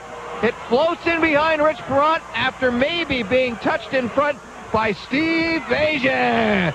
Flames take the lead for the first time in the hockey game. Well, that puck is definitely tipped in by Steve Bejan without a doubt. I'd be surprised if it's not his. And for Steve Bejan, he has not scored a goal since the 9th of May. That was the 3rd game of the Providence series. That is a 5-game drought that Bejan has just snapped. If indeed that goal is credited to him. Wow, what an effort in front. We know Dave Roach is the man in front most times, but Steve Bejan doing a terrific job there. Daniel Tkachuk with a shot on net, deflected by Steve Bejan. Scored by number 22, Steve Bejan, his 10th of the playoffs. And assist to number 10, Daniel Tkachuk, and number 7, Chris Clark. Clark and Tkachuk assisting on Bejan's 10th of the playoffs. Action right in front of the Flames net. Here's Peterson getting from in behind. He'll feed it to the blue line. Melichar shot. That's wide. Up the near side boards. Botterill pushes it out ahead to Varlamov. Varlamov in over the Wilkes-Barre blue line. Shooting. That'll go to the far corner. Murray will pick it up, and he's dumped heavily. Or is it Marty Murray? No, Marty Murray realizes that Stéphane Auger's arm is up because he dumped Toby Peterson in the far corner. 10:40 the time of Steve Bejan's 10th of the playoffs. Tkachuk and Chris Clark assisting, and it has the St. John Flames up 3-2 with 8:41 to play in the first. Or in the second, sorry. In the second there, we were talking about the story about comparing the two series, the two finalists, and then the puck was in the net, but after seeing it on the replay there, Chris Clark makes the play of keeping it in his own zone, does the hard work, and fires it out front to Daniel Tkachuk, or gets it back to Daniel Tkachuk, who fires it on goal, and Steve Bejen's in taking the punishment, a la Dave Roach, and in it goes, and 3-2 lead. I mean, I was just going to say that goal that Rich Perron let in, that's the type of goal that'll just sicken you, and now they have to fight back from that. That could come back to haunt the Wilkes-Barre Scranton Penguins, and if you're a St. John Flames fan, you don't really care. There, Betts wins a draw as the Wilkes-Barre Scranton Penguins go on the power play for the fourth time in this hockey game. First time in this period. Michael Roosevelt starting out from in his own zone. He'll leave it for Milan Kraft. Kraft to the blue line. Carries the puck over the St. John blue line. Dishes off to Kelleher, but Kelleher could not find the puck. Now Meloche in the far corner. Back to Kelleher on the blue line. Shooting. Tipped in. Scores.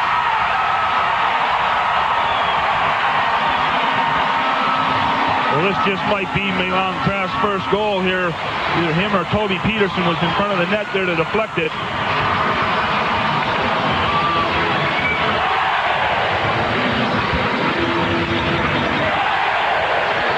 Well, you can hear at home this Wilkes-Barre crowd, and the tie goal here has got them all fired up.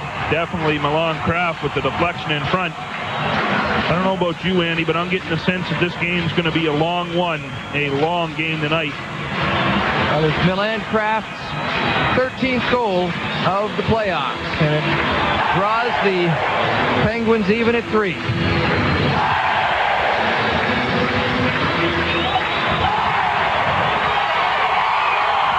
Oh, they score again. Trent Cull catching Martin Brochu out of position, and just like that, Wilkes-Barre with a 1-goal lead. This is unreal. Martin Brochu thought that one was going to be played off the end boards. No. It goes right in behind him and into the St. John net. Well, it seems like you get one, you give one. The bad goal by Rich Perron that gives in off of Rich Perron. And Martin Brochu happened so quickly. We're writing things down here. This is a scoring summary. We don't know how. The music didn't even stop. And it gets fired up again. Be interesting to see the replay on this here, obviously. 5 seconds, the difference between Milan Kraft's goal and Trent Cull's goal. Now the Penguins must have some life, as they have rebounded in a huge way to take a 1-goal lead here. Steve Bejen can't get to a puck at the Wilkes-Barre blue line. Billy Tibbetts plays the puck in his own zone. Ahead to Alexander Mathieu. He'll feed Barreau. Barreau in over the blue line. Puck knocked down by Chris Clark. He'll skate it to the far side and play it out of the zone. Andrew Ferentz now, long drive in.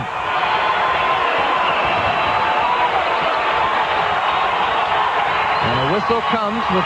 So loud here now. This is without a doubt the loudest building ever. Still awaiting the announcement on both goals.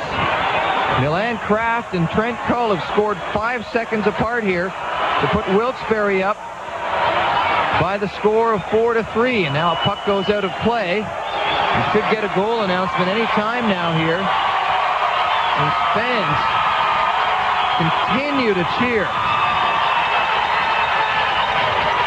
And this is the advantage. Third goal, power play, scored by number 4, Chris. His second of the game, 7th of the playoffs, with an assist to number 72, Eric Meloche. And number 14, Milan Kraft. Time of the goal, 11:48. Penguins' third goal, power play, scored by Kelleher from Meloche and Kraft at 11:48. Here's a turnover in the Wilkes-Barre zone. Botterill can't get a decent shot away. At the blue line, held in. Monador sends it toward the net, knocked down by Kelleher. They give the third Wilkes-Barre goal to Chris Kelleher, as Darryl Scoville will race back to touch up on a puck inside the Flame zone. Penguins are charged with the icing, but it is not Milan Kraft's 13th. It is Kelleher's 7th of the playoffs, 2nd of this hockey game. Kraft does draw an assist, as does Eric Meloche. That's a power play goal. That had the Penguins up or tied at rather, 3-3 at the time. 5 seconds later, Trent Cull scores to make it 4-3. And for Cull, that is his third of the playoffs. Scored by number 44, Trent Cull.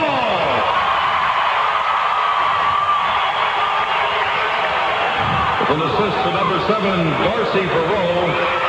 Scores third of the playoffs to time 11:53. And Verreau picks up the only assist on Trent Cull's goal. Here comes Milan Kraft to the St. John blue line where he's turned away. Melange, though, picks up the puck, holds it as his mates gain onside. Derek Walser out of the corner feeds Dave Roach near side boards. Ahead to Rico Fata. He tried to play it for Blair Betts, and they skated right by it. Kraft turns back, feeds Crozier in over the blue line, throws it toward Brochu. He kicks that one out to the far corner. Betts ahead to Roach and Fata. They come over the blue line, now the red line. And a long drive in, played by Rich Perron in the Penguins net, but Rico Fata had been pushed in over the blue line and is offside. 6:07 to play, second period. A dramatic turn of events here has seen 2 Wilkes-Barre goals scored within 5 seconds of each other. And I would imagine that would be a new Flames record, although they won't want to admit to that. Dubious at that. As I say before, it just bothers me when the goaltenders come out of the net, and there's the evidence right there why. Because that's the worst case scenario ever if you're a St. John Flame fan. Fastest back-to-back goals against. The previous record was 43 seconds. Well, I think the Wilkes-Barre Scranton Penguins have that one all to themselves now. Aaron Asham and Jimmy Drolet scored 43 seconds apart on May the 9th, 1999 in a 7-3 St. John loss to Fredericton. The Wilkes-Barre Scranton Penguins have erased that record and then some. Here's Rick Morozic fighting the puck in his own zone, but the play is whistled down as I believe Wilkes-Barre going to be called on an offside here. 5:54 to go in the second period, and the Flames trail by a goal, 4-3, here in the second period of Game 4 of the Calder Cup Final. You're listening to it here on Home Hardware Flames Hockey. 17 shots on goal for each team to this point in the hockey game. Flames win it on the neutral zone. Mickey Dupont has control. He'll dump the puck into Penguins territory. Ferentz will pick it up, play it off the end boards. Tibbetts out of the far corner. Up the far boards for Alexander Zavakin. Here comes Alexander Mathieu. He's got Morozic back. Ferentz streaking in. Brochu, what a save, sweeping across. And then Brochu hit. Oh, Steve Bégin hit too. Bégin down on the ice. And Steve Bégin has taken a big blow. Both hands to the face immediately. And there is blood on the ice there. But the sad part about this, Andy, is I don't think none of the linesmen seen this. The referee, linesman, or none of them seen it. Stefan Auger conversing with Marty DeBurs. Brian Miller out on the ice to tend to Steve Bégin. And Steve Bégin remains down. Rick Morozic out there. Chris Clark looking on somewhat worriedly. Now the conversation includes Harry Amian as well. I really don't think anything's going to be called, Andy, because all their attention was focused towards Martin Brochu, who ended up getting slashed as the puck. Here it is here on the replay at home. You see the shot by Ferentz, and then someone comes in and whacks him.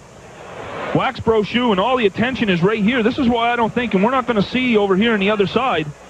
Play is on the camera. The play just focused right in on Martin Brochu. Steve Bégin now getting to his feet with the help of Brian Miller and Marty Murray. He'll skate to the Flames bench holding a towel to, I believe, what is going to be the bridge of his nose or the forehead. Steve Bégin, as Chris likes to say, leaking pretty good. And actually, there cannot be a penalty called on here because it was Chris Clark's stick that hit Steve Bégin in the face as he came around. Clarkie was going to finish a check, and the stick came swinging around and got Steve Bégin right in the top of the nose or wherever it was that it got him. that looked pretty ugly, and he was leaking pretty good. Unfortunately, it happened so quick there that you would have to think that there may have been a penalty, but indeed it was St. John Flames' Chris Clark that hit his own man with the stick. So the cameras do catch that, and we are able to continue here without questioning that any further, which is a good thing. Well, yeah, I mean, obviously you look back at it and it's going to end up being the right call, no call made. But Chris Clark was just trying to finish through with his own check. And the elbows and the arms get up and the stick goes flying. That's why they, most times they say keep control of your stick. In some situations it's pretty tough when you're going to try to line a guy up and bang him into the boards from behind. And especially if it doesn't come full-fledged hit and it's a little bit of a miss, that's all it takes. And unfortunately for Steve Bégin, he's going to have to go in and get some unnecessary patchwork. Or unwanted patchwork. 5:32 to go, second period. The Penguins up by a goal, and they're scraping blood off the ice here. A fair bit of it left by Steve Bégin. That will cause some concern up in the area in which the Flames' wives are seating here. Steve Bégin's girlfriend in attendance here tonight.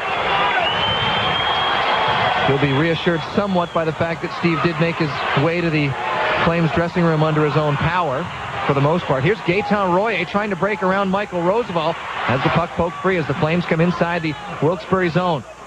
Royer in the far corner, tried to play it behind for Marty Murray.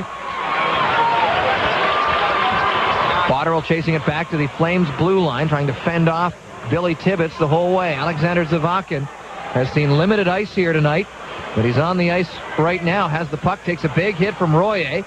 DuPont now plays the puck into that far corner looking for Royer. Royer turns it up to the blue line, knocked down by the Penguins, and their shot is knocked down by DuPont. He'll carry the puck to the red line. Long drive in on Rich Perrant. He gloves it down, drops it for Brendan Buckley. Buckley sends a pass ahead for Zavakin. Zavakin with the big hit from Dave Roach. Played back behind him. Here's Tibbetts in his own zone, ahead for Alexander Mathieu. Blind pass picked off by the Flames. Blair Betts steers it back into the Penguin zone.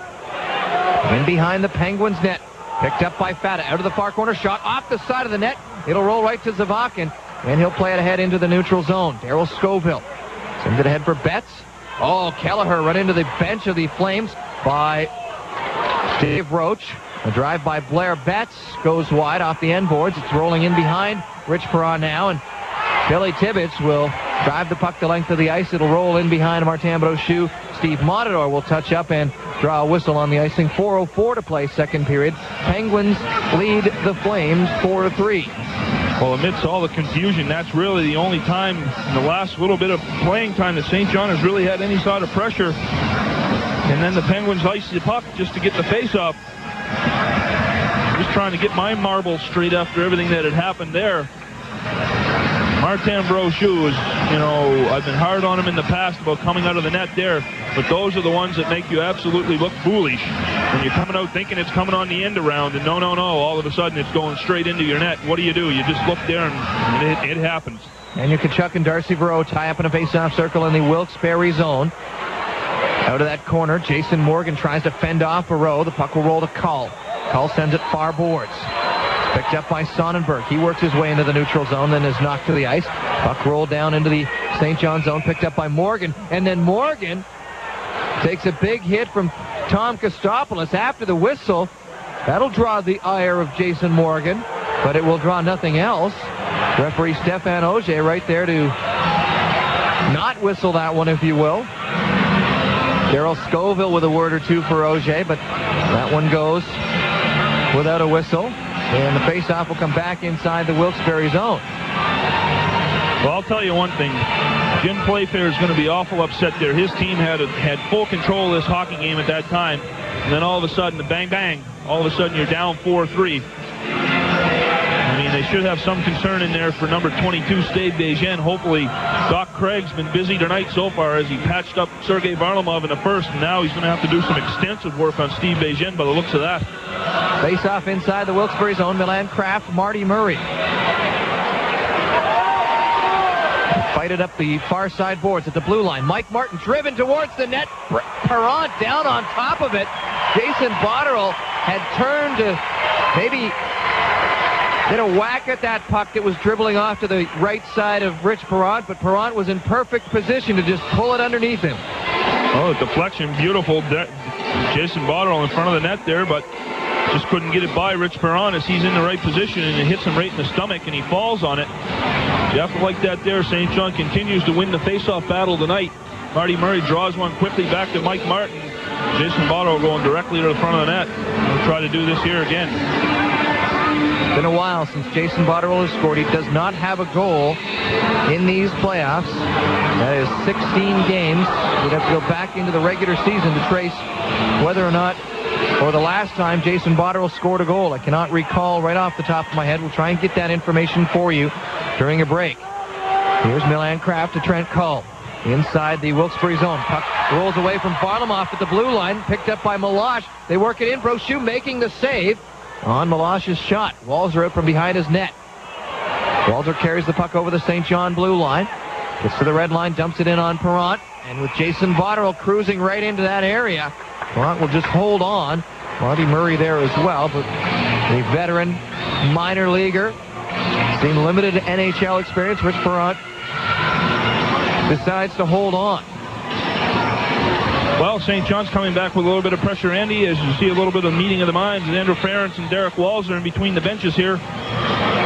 With excitement now. St. John may be off their game a little bit here now, and the Penguins are going to take the opportunity to maybe push a little harder here now. But they're going to have to do that there and slow St. John down for what's been the last couple of minutes here. They've controlled the play here.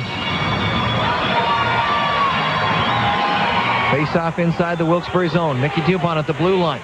His shot toward the net never got through. Dennis Bonvie on the near side boards. Rick Mrozik jumps right on top of him. Royer pushes that puck into the far corner. Betts checked off the puck by Verreau. To the far side it goes. Tibbetts and Dupont fight for the puck. The Flames able to hold it in now. It's pushed out into the neutral zone. Dupont taking a real working over from Billy Tibbetts. And I believe it's going to cost. No, Darcy Verreau skating right to the penalty box. No question about that one on Verreau's part.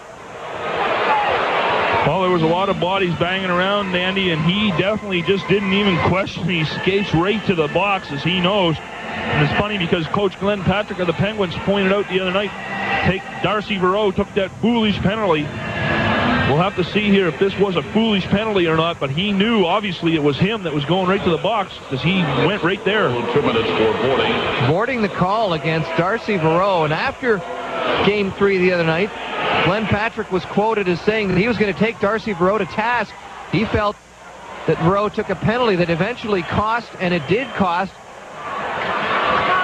the Wilkes-Barre Scranton Penguins the game. It was a 4-1 hockey game, but Darcy Verreau took a penalty after the third St. John goal on Monday night. The Flames answered with their fourth goal. That really put the hockey game out of reach. Down 2 goals, you figure Wilkes-Barre might be able to fight back, but down 3, there was no life left in the Wilkes-Barre Scranton Penguins. Well, the Flames did a good job of smothering them there. When they were up 3, the score 4-1, and they just went through and finished out the game as it was. But tonight you see kind of a better disciplined Wilkes-Barre Scranton hockey team tonight, and obviously they had to have been had a good talking to, obviously, and when they went to the practice arena, they were all there on Tuesday. So they've adjusted very well. Thank you. 2:34 to go, second period. 4-3. Wilkes-Barre leads St. John. Flames on the power play. Darryl Scoville off a draw in St. John territory. Will come from in behind Martin Brochu. He'll gain the red line, feed Marty Murray on the far side. He skates inside the blue line of the Penguins, but it's turned away immediately. Walzer will drive the puck in from the near side. Murray will get to it on the far boards. Melikar pushes it away from him and around the near side. Sonnenberg near side, dumps it out of the zone. Dave Roach hustling back to take the puck from Martin Brochu. Big Scoville in behind his own net. 1:05 in the man advantage here for the Flames. Walzer can't get to a pass down the far side boards, and Toby Peterson turns it the length of the ice. To a rousing cheer of the Wilkes-Barre crowd. Here comes Rico Fata. putting some speed under the blades. He's over the blue line into Wilkes-Barre territory, puts the brakes on in the corner, sends it back to the point. DuPont feeds it back to Fata. Fata goes deep into the corner for Tkachuk. Tkachuk cycling back, sends it to the blue line, and DuPont shooting, knocked down in front. Monador's pinched way down, DuPont at the blue line. Plays it off the far boards into the corner for Fata. Picked up by Andrew Ferentz in behind the Penguins net, and he will bank it off the near side boards and down into the Flames zone. 20 seconds to go in the Flames man advantage. St. John with 4 players on the ice. Sonnenberg and Botterill. Sticks go flying. And Andy, St. John, you can just tell they're totally out of sync. They're on a power play and the puck's down in the St. John zone. St. John's coming out on the break with 4 players on the ice until Jason Morgan finally realizes, whether it was him or whoever, somebody just jumped over to make it 5. And then the big hit at center ice there, the big bodies crashing. Jason Botterill and Martin Sonnenberg. But I mean, that's inexcusable. They went on for a good 10 seconds with 4 men on the ice. I mean, they are really out of sync right now, and this 104, at this point here, you just hope they get out of here down a goal if they can't come back here in the last minute and 4 seconds, and they're going to have to really, really readjust in the second intermission. 12 seconds left in the Flames man advantage, 64 seconds left in this period. 4-3, Wilkes-Barre with the lead. Blair Betts wins the puck back. DuPont fires it in from the red line. Last minute of play, Brendan Buckley trying to clear the zone, held in by Blair Betts. He's stripped of the puck, though, by Kostopoulos, and Kostopoulos will work the puck down into the Flame zone. Verreault racing to it. Brochu pushes it far side. Sonnenberg in the corner, trying to fend off Botterill. They tie it up. They'll roll in behind Verreault. He's tied up by Steve Monador. Sonnenberg will pull that puck free, and Botterill's right back on top of him. All this action in behind the net of Brochu comes out front for Verreault, and Verreault trying to feed the blue line. Gets it in between Kelleher and Buckley. They have to come back inside the Penguins' end of the ice. Now a long cross-ice pass out of reach for the Penguins. Flames batted around at the blue line. Kraft trying to feed Crozier, intercepted by Martin. Kelleher brings it forward, shot on Brochu, and he's down on that one like a ton of bricks. Not wanting to take any chance. In the last minute, there was 1 minute and 4 seconds left. They said they need to get out of this period. And maybe they will get out of it with 4.4 seconds to go now, exactly a minute later. But the Penguins are coming on strong here, and St. John just looks so out of sync, Andy. I don't know if it's them missing a main spoke in their wheel and Steve Bégin or what. Let's just hope that he's okay and can come back for the third period after a little bit of patchwork. But this just is not the St. John Flames that I've seen this in the playoffs. The end of this period may be coming at the perfect time for Jim Playfair and the St. John Flames. A couple of minutes to regroup, focus themselves inside the Flames dressing room, and come back out for the third period. Might be just what this group needs. 4-3 Penguins lead. We've got 4.4 seconds showing on the clock. A face-off inside St. John territory. Murray and Kraft will take this draw.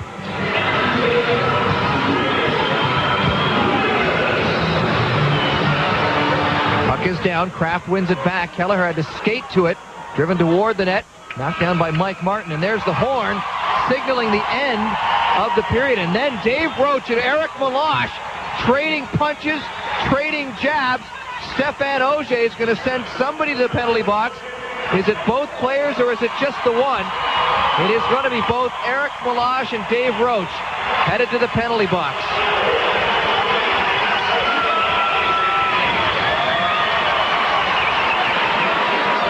Well, obviously, St. John is going to have to regroup, as you said. And welcome back to the studio here. We're now after 40 minutes of play, a 4-3 Wilkes-Barre lead over the St. John Flames in what could only be called a wild period of hockey. What happened? Wow. A couple of brain cramps out there by obviously both goalies, and some of the players out there. That's a wild period of hockey. Yeah, it sure was. We thought we saw some pretty poor goaltending with Rich Perron handling that shot by Daniel Tkachuk off the backboards, but inexcusable really. And we still really haven't seen what happened with the long shot by call on Martin Brochu. So fast, even the camera angles couldn't even pick it up. 5 seconds after Kelleher scored. And by the way, Chris Barton and Andy Campbell thought that might have been tipped by Kraft, tipped by Derek Walzer, it looked like. And hence the awarding of the goal to Kelleher. Looked like you and I in the pipes on a Sunday night at the LBR. Monday for me, so, you know, you can't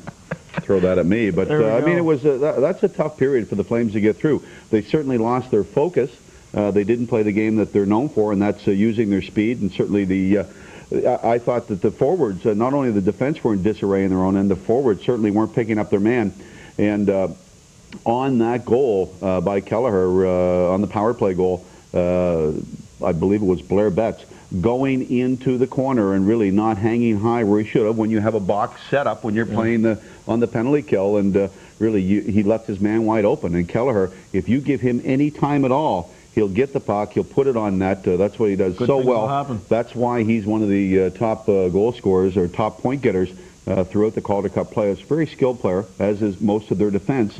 But big miscue by Blair Betts in letting Kelleher pick that puck up. Yeah, we're going to actually take a look at the first goal of the period there at the 8:33 mark, which was Crozier's 6th tally of the playoffs here. First even strength goal of the night, and again, Martin Brochu doesn't have the paddle down. Well, exactly. Good point, David. Lots of goaltenders, what they will do is get the paddle flat on the ground. Anything coming from the side. Rico Fata not picking up that puck after Darryl Scoville taking out the Wilkes-Barre player, and Crozier heading out to the front and stuffing it by Martin Brochu. Weak goal. And once again, at this level of hockey at this time of year, really inexcusable. And all this did was bring the fans back into play in Wilkes-Barre and 8,300 screaming hockey fanatics.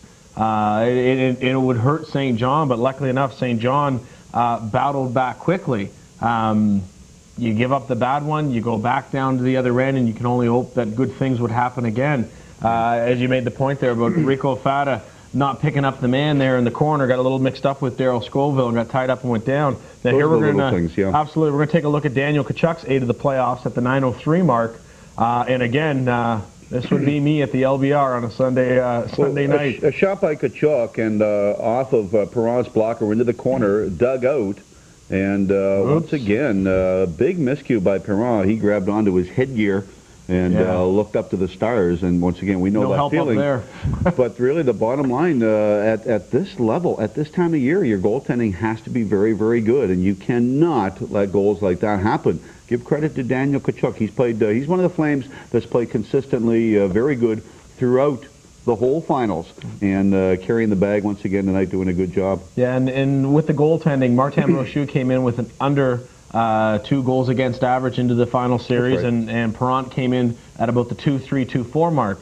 As of going into tonight's action, Perron was sitting at 3.68 goals against and 2.69 for Brochu. So again, not stellar. It's not what you need coming down to the end of May in the Calder Cup Finals. We'll take a look at Steve Bejean's 10th tally at the 10:40 mark. Again, another even strength goal, but wow. What a way to take the crowd out and put all the momentum in. And he may have got away with one there. He was right in on top. Oh. You're in the blue and you perform some type of interference.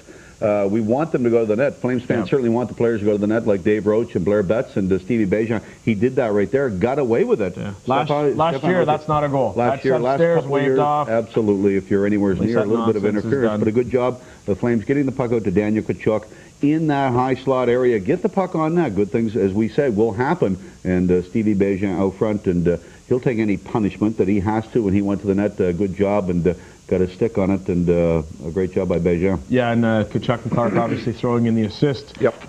We went back to the power play for Wilkes-Barre, and we're going to take a look at Kelleher's 7th of the playoffs, and man, right in front. Yeah, Marty Murray taking the penalty, and once again, good puck control by the Penguins, and you'll notice that puck that went into the corner, and I believe it was Blair Betts coming in, there, well overcommitted, yeah. And a good move by Kelleher, getting the puck towards the net. Derek Walzer, and you could see him kind of looking up. He got his stick on the puck. And Kraft didn't touch that puck, and once again, Walzer. I mean, you've heard Don Cherry, you hear everybody talking about it. Get your stick out of the way. But Walzer didn't at that time, and one of the few mistakes Derek Walzer's made. Played a pretty good game here again tonight. But once again, miscues by both teams, and it is a comedy of errors. And you know, for two teams that have gone this far in the Calder Cup playoffs to have so many mistakes come back to haunt each other, it's just, you shouldn't see that at this time of the year. No, absolutely not. And the Trent Call goal happened so fast, and after the face-off, I haven't seen it. Neither has Brochu apparently, but he did blow it. But obviously, we'll have an opportunity to battle back in the third period. We're going to take a quick break. When we come back, I'm going to talk about some of the intensity we've seen from Jim Playfair on the bench. Talk about a guy that's in tuned and pumped. The coach of the Flames is definitely in there. Anyways, after 40 minutes of play, we're into a 4-3 game now for Wilkes-Barre. We'll be right back at Rogers Television, Flames Hockey.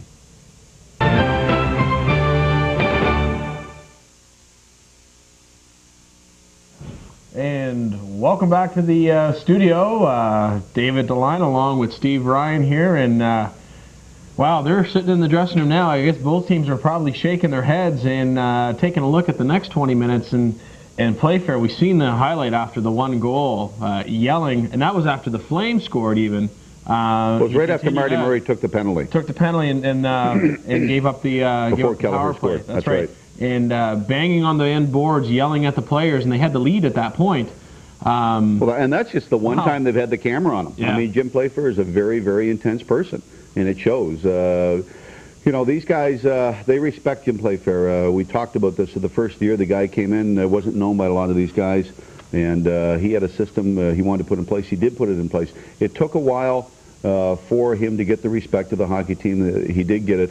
After a while, once again, they'll go through the wall for this guy. But yeah, he's a very intense individual, and I guess I can understand that. It was a play away from the puck, and Marty Murray taking down the Wilkes-Barre defender, and really inexcusable penalty, especially for a veteran like Marty Murray. Once you have that lead, play smart hockey, and both teams not playing very smart tonight. Once again, the focus is the key, and Jim Playfair wants everyone to be accountable. He wants everyone to play as a group and play smart. And that second period was probably one of the worst periods that the Flames have played in the Calder Cup playoffs as far as mistakes. They got a couple of breaks. The Tkachuk goal, big break. Yeah. Bejan in front, you know, that might not be a goal. Back, yeah. That might not be a goal on some nights. But once again, they have to refocus. They're only down by one. That's the key here. And once again, a pivotal game in the series. Flames up 2-1, Game 4 is always so important. You're going to go up 3-1, or you're going to be tied 2-2 back in their barn on Friday night. And I think it's very important. Get the focus. Stick to the game plan. Use your speed this period.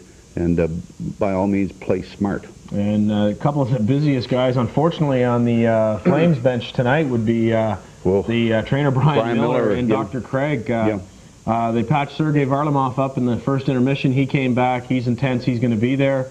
Steve Bejan, it looked like he got Chris Clark's stick high across the bridge of the nose of the forehead. Obviously, nobody likes to see that happen in the game. Unless there's lots of limbs, Stevie Bejan will be back. Yeah, he's a tough guy. Flames coming out third period. Obviously, like you said, the opportunity's there. It's a pivotal game. There's got to be a lot of soul-searching in the dressing room.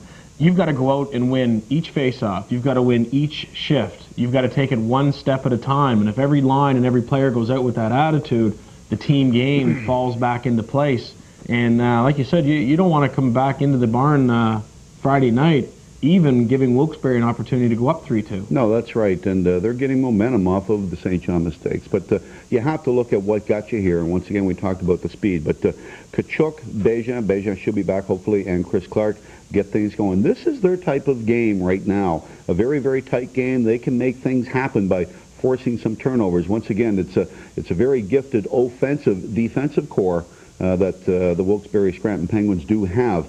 Knock them off the puck a bit. They'll take the odd chance, and that's just the way they are. They'll try to jump into the play. So you can take advantage of that. You also have a pretty good line with, once again, Dave Roach, Marty Murray, and Sergei Varlamov. And Varlamov could be a key here. He's going to get some scoring chances. And these things will happen, but once again, play smart. And I don't like the Flames playing their own end so far. They're letting just too many men open. And once again, mistakes that normally this team does not make. Once again, it comes down to focus. They have to be geared up big time for the third period. Big period for the Flames. Yeah, and some of the, we talked about the support staff in the first intermission, but some of the players that have joined the roster of the Flames late in the HL, unlike the NHL, you can pretty much pick a player right up until the finals. Sure.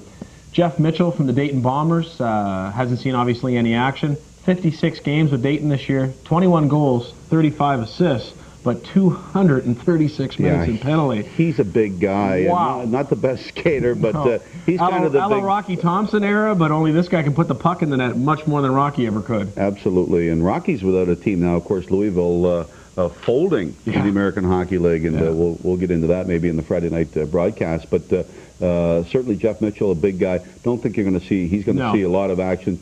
A couple of other guys, Jamie Ling, David Ling's brother, of course, Ling spending some time in Fredericton and in here. St. John. In St. John, PEI native. Bobby Russell, who we thought might see a little action. Games with Norfolk earlier in the year, and then played with Jackson. Pretty gifted goal scorer and great wheels. This guy can fly, and not in the lineup. But once again, you don't mess around with things. You're going to throw Gaetan Royer in tonight, and I like Royer. Some people don't. I think he does his job out there. He's good. He's a good size. Fills a role. He's a big guy. He should not, if he's not a liability in defense, which he hasn't been. He's only played, I think, 2, maybe 3 shifts out there tonight. But if he's not a liability in defense, he can be relatively effective. We didn't talk a lot about Dougie Dowell. No, and wish we had a little more information to be able to discuss. About 4 minutes into the game, in the first game, I believe it was, Dougie Dowell went hard into the boards. We were right down at ringside, and we thought he was going through the boards. He went in that hard. From behind. Absolutely, and he hasn't returned. He hasn't played since. We're thinking maybe a wrist injury, hand injury, something. We're not quite sure. Everything's very tight-lipped. You don't want to give up what a guy may have, so someone can beat away at his wrist if he does get back into the lineup. But he's a guy that's missed. This is a guy that has been a pretty good spark plug, and he was brought up to maybe be a tough guy 3/4 through the year. And when he was acquired, he didn't see ice time every night, but I'll tell you, he's got the respect of his teammates. He'll go to the wall for you. He'll stick up for anybody, and pretty good skater, handles himself very well. And there's a guy that you'd like to have in the lineup in a game like tonight. Yeah, and of course the third goalie in the Flames organization right now, a prospect that's come up through the system, Danny Sabrin. Took that loss in Fredericton there in the playoffs in '99. I was there. When Jaguar was relieved of his duties for that game. He's somebody we were probably going to see here, if not next year, the year after, obviously pending a trade, depending on Martin Brochu, his contract situation. Didn't have a great year in the East Coast Hockey League. No, and you can't really judge anything on numbers down there, David. You look at the team, but the Flames pretty good as far as goaltending goes. You would expect Martin Brochu to be here next year, although if Calgary doesn't sign anybody and they let Mike Vernon go, he could very well. Let's not make any assumptions on Calgary and contracts. Okay, That's, probably not a good way to go. But you also have Levente Zuper, and as a matter of fact, after that long shot, we thought he may very well enter the game just for a little change of pace. Sure. But it didn't happen. But and play for electing to still go with Martin Brochu. And sometimes we're a little hard on Brochu. That's why we do expect a lot from him. He was the American Hockey League most valuable player last year, and the most valuable player in the All-Star game in Rochester. This guy did everything last year, had a decent year this year, and played some good games. But once again, a couple of goals, really 3 goals. I mean, the walls are tipped. Do you get the paddle down? Do you get the pad out? Seemed to be a little deep into the crease, though. I think so, but once again... It's easy sitting here, though, to judge. It's very easy to sit here and judge, and certainly on the long shot by Cull, we still don't know what happened. I think he kind of overstepped, maybe caught an edge or something, you just don't know, but hence 4-3, and Flames dug themselves a little bit of a hole, but once again, nothing that this team hasn't seen before, and they can bounce back, certainly have the talent to do just that. Absolutely. A line that they went with in the second period, Wilkes-Barre did, was putting Verreau, Tibbetts, and Bonvie. Yeah. That's like snap, crackle, and pop, those 3 guys. Hack, whittle, and chop, yeah. The Beckingham brothers, You just don't know what's going to happen there, like old-fashioned hockey. We'll call the Hansons up and see what they think about it. Yeah. We're seeing some restraint on Tibbetts. He seems to have been a little more in control this game. He's used to being restrained.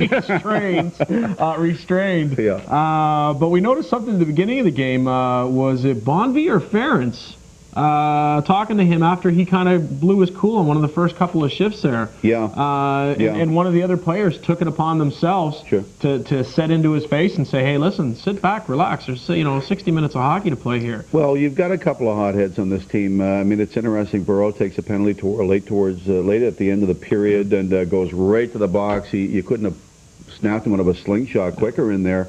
Verreau, Bonvie, once again, Billy Tibbetts. Yeah, these guys are a bunch of hotheads, and maybe that's something that you can play on if you're the Flames. You don't, go out and try to maybe rile them up. You want to focus on what you can do. But it'd be an interesting third period, especially if it's a close game. Stupid penalties are going to cost you. Hence the Marty Murray penalty. Yeah, came back to haunt him. Sure did. And once again, the second period the other night for the Penguins, really, it did them in on a bad penalty by Verreau. And once again, Glenn Patrick took him to task today, had a long talk with him.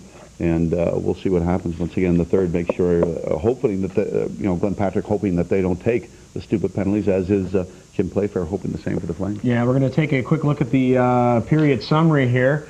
Again, now we're seeing the shots on goal 13-12. And is that the total, or is that in that period? I think that's that period. That's that period right there. Sure, has to there would have been that many just in goals alone. But again, the Penguins at the 8:33 mark, Greg Crozier, followed up by Daniel Tkachuk, bringing the Flames back in. And then, wow, Steve Béjean with a great tally at the 10:40 mark. Traffic out front. And wow, the bottom fell out from there. Chris Kelleher, obviously, and we see the Trent Call name on the screen. We've still yet to see the goal. Well, yeah. 5 seconds apart, Chris Kelleher and the Trent Call goal. And once again, momentum is such a big part in any game, and it is no different here tonight. We'll see how the Flames react to the momentum that the Penguins carry towards the end of that period. But regrouping is something that this team's been able to do. And Jim Playfair is just the guy to do it. Yeah, and remember, Friday night, we will be back here at 8:30 live carrying Game 5 of the Calder Cup Finals as we get ready to send it back to Wilkes-Barre to Andy Campbell in the booth for third period action. Tie it up now with a little bit of 4-on-4 hockey here for 2 minutes. Dave Roach and Eric Meloche in the penalty box. A couple of penalties. Roughing for Roach, interference from Meloche at 20 minutes of the second. Long drive in from Derek Walzer finds Rich Perron in the Penguins' net. He'll hold on to that one. 11 seconds into the period. Well, just get pucks on net, pucks on net. That's usually what St. John does. After the second period, they were trailing on the shots on goal clock, something that's a rarity. So now I'm sure that St. John will just shooting the puck from everywhere and trying to clamp down defensively and see if they can't have one of those dominating periods that they can come forth with. The Flames are definitely known for dominating performances, although the players and coaching staff won't really admit it. Monday's Game 3 of this series was a dominating performance. Face-off inside the Wilkes-Barre zone. Peterson kind of pushes that puck away from Marty Murray. Melikar in behind his own net. Feeds the far boards and Roosevelt. Roosevelt up through the neutral zone. Martin turns it back. Varlamov's going to skate into the far corner. Perron's going to get to that puck first. Varlamov able to knock it down in the corner. He takes a check from Michael Roosevelt. Puck rolls for Marty Murray. Murray trying to escape. Peterson's grab. Comes out in front. Puck stripped by Roosevelt, and he turns. Works back in behind Perron. To Melikar, near side boards to Peterson. Peterson up through the middle looking for Billy Tibbetts. Picked up by Walzer, and the Flames go the other way inside Wilkes-Barre territory. Now it comes ahead. Milan Kraft not going to be able to get it away from Steve Matador as they work inside Flames territory. Matador with a nice job to steer it away from the check just down from the NHL. There's Chris Kelleher.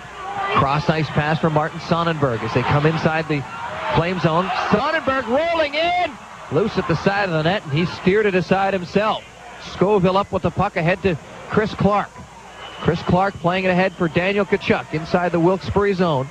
As the time ticks off, the penalties assessed to Roach and Meloche. 30 seconds left in each of those. Here comes Rico Fata with Andrew Ferentz down into the far corner of the Wilkes-Barre zone. Puck rolled near side. And it's going to be Toby Peterson getting to it, coming down the near side boards into the St. John zone. Shot, sharp angle. Brochu has it down in front. And he'll get down on top of that one and hold on. We've played 1:48 of the third period. 4-3, Wilkes-Barre with the lead. Well, a good sign for the St. John Flames is number 22, Steve Béjean, comes back onto the bench as the play was played on. He'll be showing off the big XL bubble, the full face mask, as the boys like to call it, the bubble.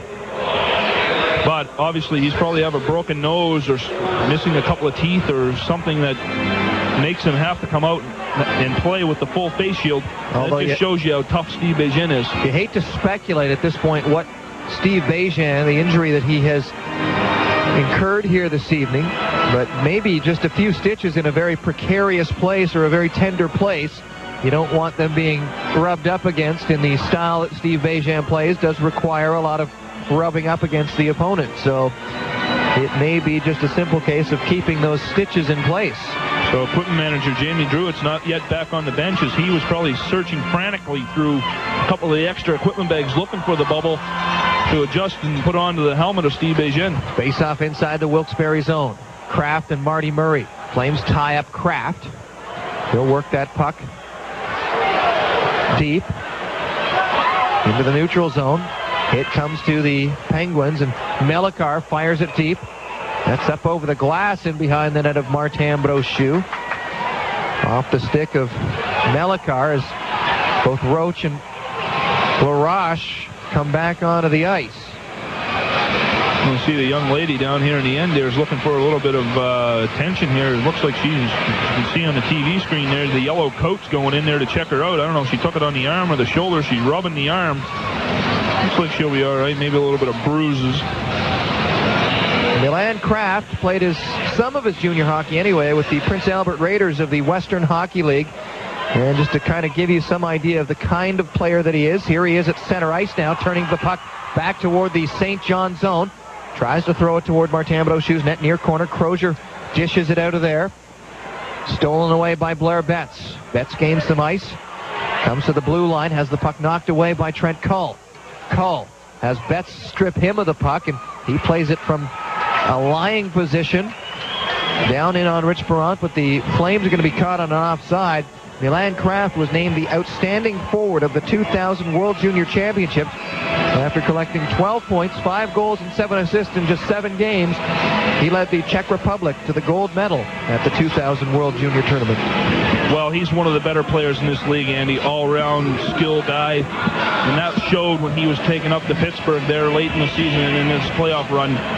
He was sorely missed by this Penguin squad. This is rookie season as a professional hockey player. Trent Cull near corner, inside his own zone. He comes up the near boards, plays the puck into the middle for Peterson. Cross ice for Kostopoulos. He'll touch it down into the far corner. Martin crashes with Sonnenberg there. Puck rolls free for Daniel Tkachuk. Tkachuk gains the blue line. Feeds Chris Clark ahead. Jason Morgan shooting high up over the net of Rich Perrant. Morgan with a great chance there. His first scoring opportunity of the playoffs. Chris Clark tied up on the far boards. Puck rolls free for Cull. Ferentz now from in behind the Wilkes-Barre net. Held at the blue line. Monador shot.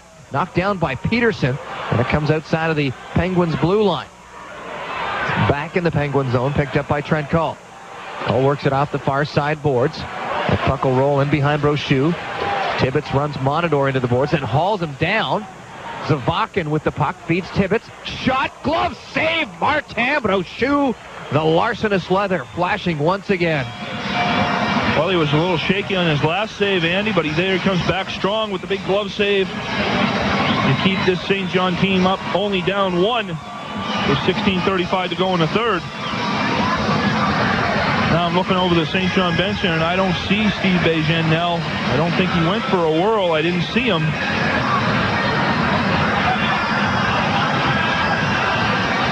But Steve Bejan is on the bench. We cannot see him. And now he'll make his return with a half visor. So the full face visor has come off Steve Bejan's helmet. A half visor has been donned. Flames work the puck into the Wilkes-Barre zone. Chris Kelleher has some trouble with it. They cannot clear. Held in the near corner. Murray jumped on by Kelleher. To Botterill. Botterill with some trouble. Tibbetts right on top of him. Murray will continue to fight, taking a pounding from Chris Kelleher. He's upended. Play continues. Alexander Mathieu, far corner. They try to push the puck up the far boards. Mathieu pushing the puck, as well as Varlamov and Botterill. And Botterill, or that was Varlamov taking a big hit. Alexander Zavakin on the near side boards. Works the puck into the middle. Knocked down by the Flames. Tibbetts can't control it away from Varlamov. And Varlamov steers the Flames back into Wilkes-Barre territory. Dave Roach deep in the corner. Knocks Mellicar off the puck. Tibbetts has to come and play it. Drop pass for Chris Kelleher.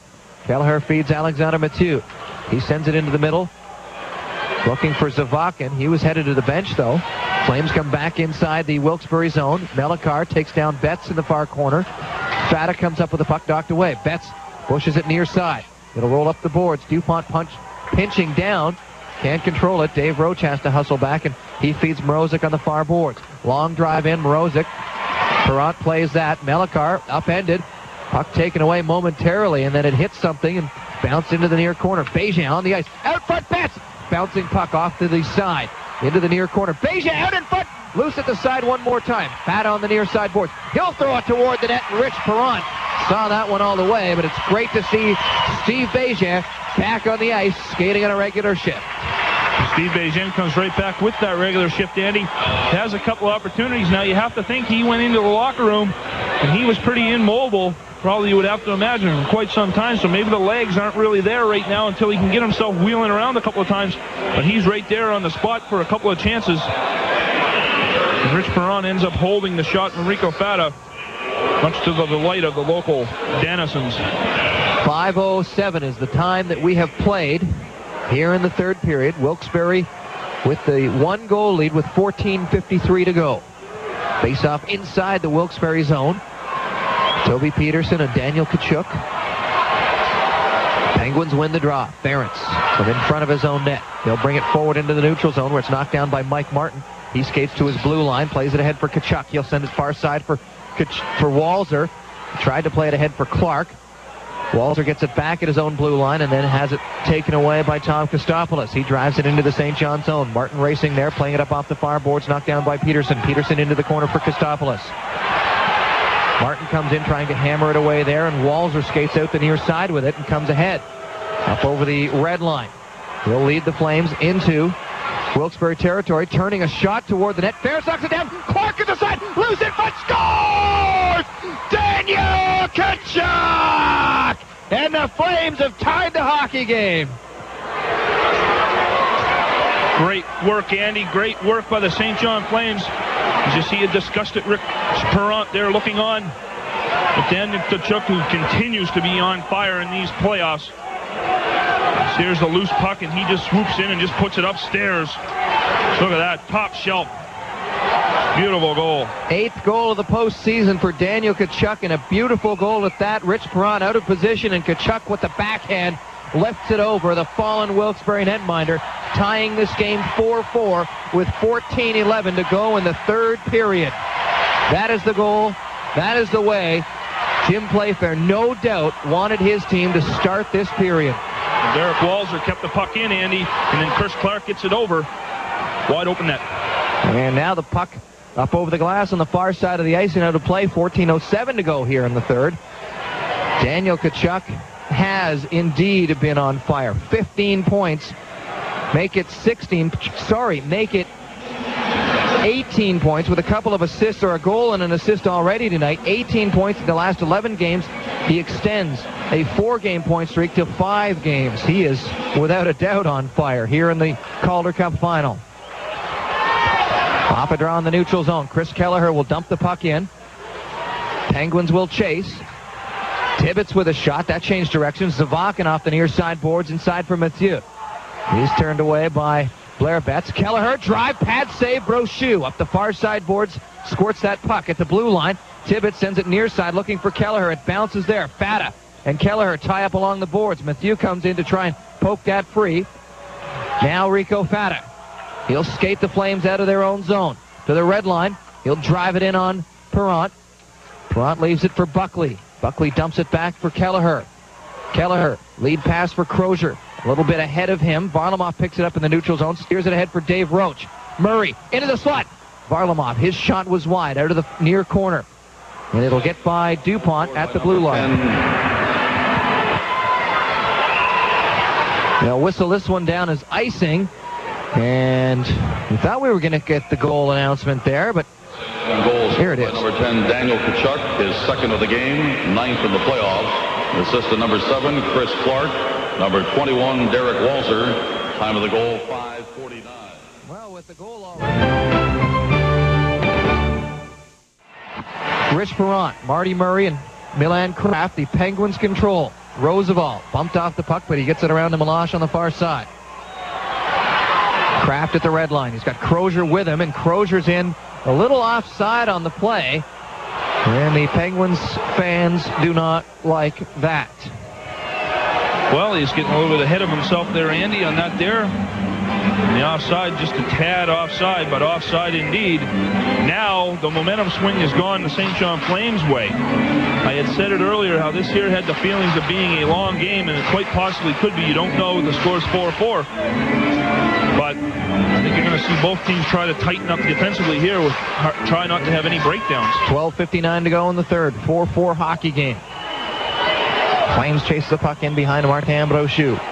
Rick Morozic has it there. He surveys the land, and he'll leave the puck for Marty Murray. Murray drops it back for Morozic. Morozic up through the middle, held at the blue line. Crozier on the turnover, can't get anything done as Marty Murray comes in to save the day. Down the near side boards, Jason Botterill, and a couple of sticks come together there and send that puck squirting up over the boards and into the Wilkes-Barre bench. 12:53 to go, third period, 4-4. Flames and Penguins in Game 4 of the Calder Cup final. This is Home Hardware Flames Hockey on Country 94.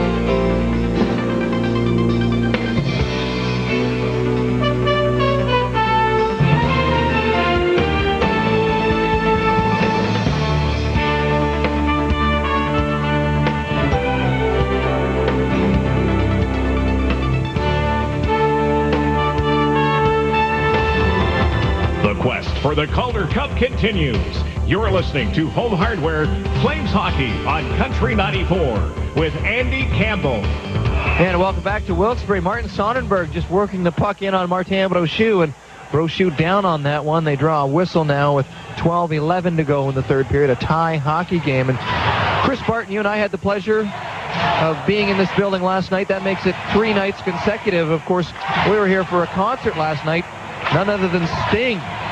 A great show. Well, you know, myself being a heavy metal type of guy, AC/DC, Metallica guy, you know, I could go for a change of pace every now and then. Sting really fit the bill last night, really. And tomorrow now we're going to head to Yankee Stadium, Yankees, Red Sox, 1 o'clock, head to the Meadowlands tomorrow night, so everybody is happy. There's a big contingent of the off-ice crews heading down south. Sting with some of his solo efforts last night and a few Police melodies making their way through the speakers.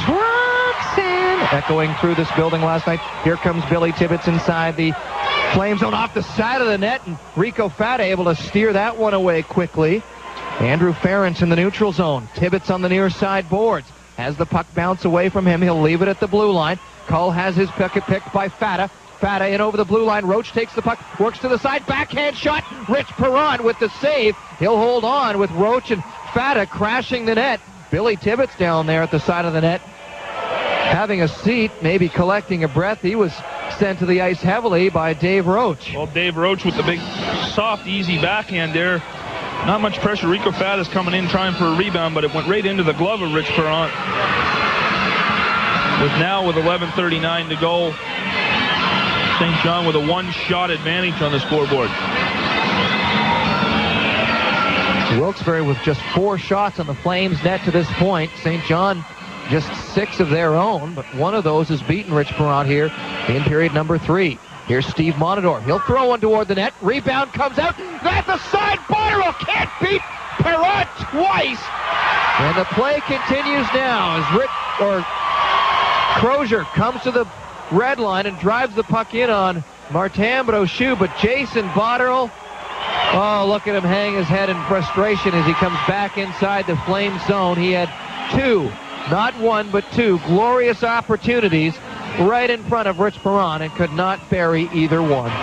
Well, continues to be snake-bitten, Andy, and as you said, 2 great opportunities there, one on the forehand, one on the backhand. Just couldn't get it off quick enough, and Rich Perrant, big man who was down quick to take down the bottom of the net out. You know, Jason Botterill, you have to feel for him, really, you really do. He tries hard every night there. He's just not being rewarded with the goal in the goal categories. Face-off inside the St. John zone. One by the Flames. Darryl Scoville moves in behind, sends it up to Botterill. He'll send it up to Varlamov to the red line. Drive in on Perron. He makes that save, and he'll steer the puck in behind his net. Meloche on the near side, in the corner with Botterill. Botterill able to fight that puck free. Back on the blue line now. Monador shooting, and Rich Perron has hold of that one. Marty Murray comes in to stare him down and is immediately pushed away by Chris Kelleher. Well, just like that, all of a sudden St. John's up 6 shots on that scoreboard. I mean, yes, that's kind of like a meaningless stat, but it just shows that the shots are starting to come. As we had said early, you would ask me what they're going to have to do to get back on track here, and that's shoot the puck, and evidently that's what they're doing. Obviously, you can't score if you don't shoot. That pucks are starting to be shot from everywhere. Jason Botterill was injured the final 5 games of the regular season. We go back to March 31st in a 5-5 tie at Harbor Station. The last time Jason Botterill scored a goal, so that's almost 20 games ago. Here's Chris Clark stealing the puck inside the Wilkes-Barre zone. They'll get it to the blue line to the Penguins. They can't get it out as Clark tries to send it deep. Bejan trying to fight it. He'll pick it up off the near side boards, work it in front. Tkachuk overskated it. Penguins come away. Toby Peterson leading the charge. Dumps the puck into the near corner. DuPont plays it up the near side boards, but not out. That one's going to get up over the glass. No. Bouncing down off the end of the boards, right in front of the glass. Now it'll roll up the side of the net. Brochu will reach around and try to hold on, but no need for that as Stefan Auger whistles that one down as he sees the puck on the side of the net. But March 31st, this will be the 17th playoff game for the Flames. Tack on 2 that Botterill played prior to being injured at the end of the season, and that is 18 games in which Jason Botterill has gone without a goal. That March 31st game, though, he did have 2 in the 5-5 tie against the St. John's Maple Leafs. How's that for digging stats out of the briefcase? Well, that's pretty good, Andy. You just have to try to find them. That's the tough part with some of these media packets that they give you. A lot of useless information, but you never really know when you're going to need it. That's the whole key.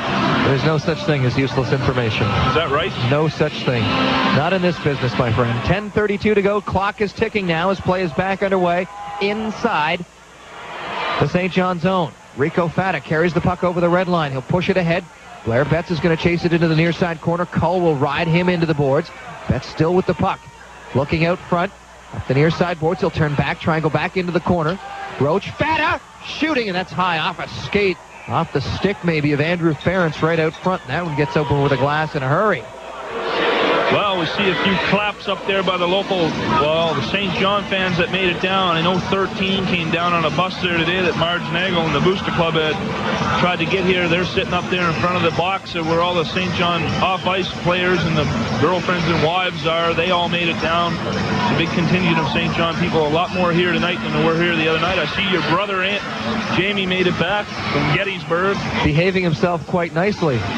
Well, that's always a good thing. After his performance of the other night. Well, I don't know. I didn't see it. You know, we're only going by hearsay.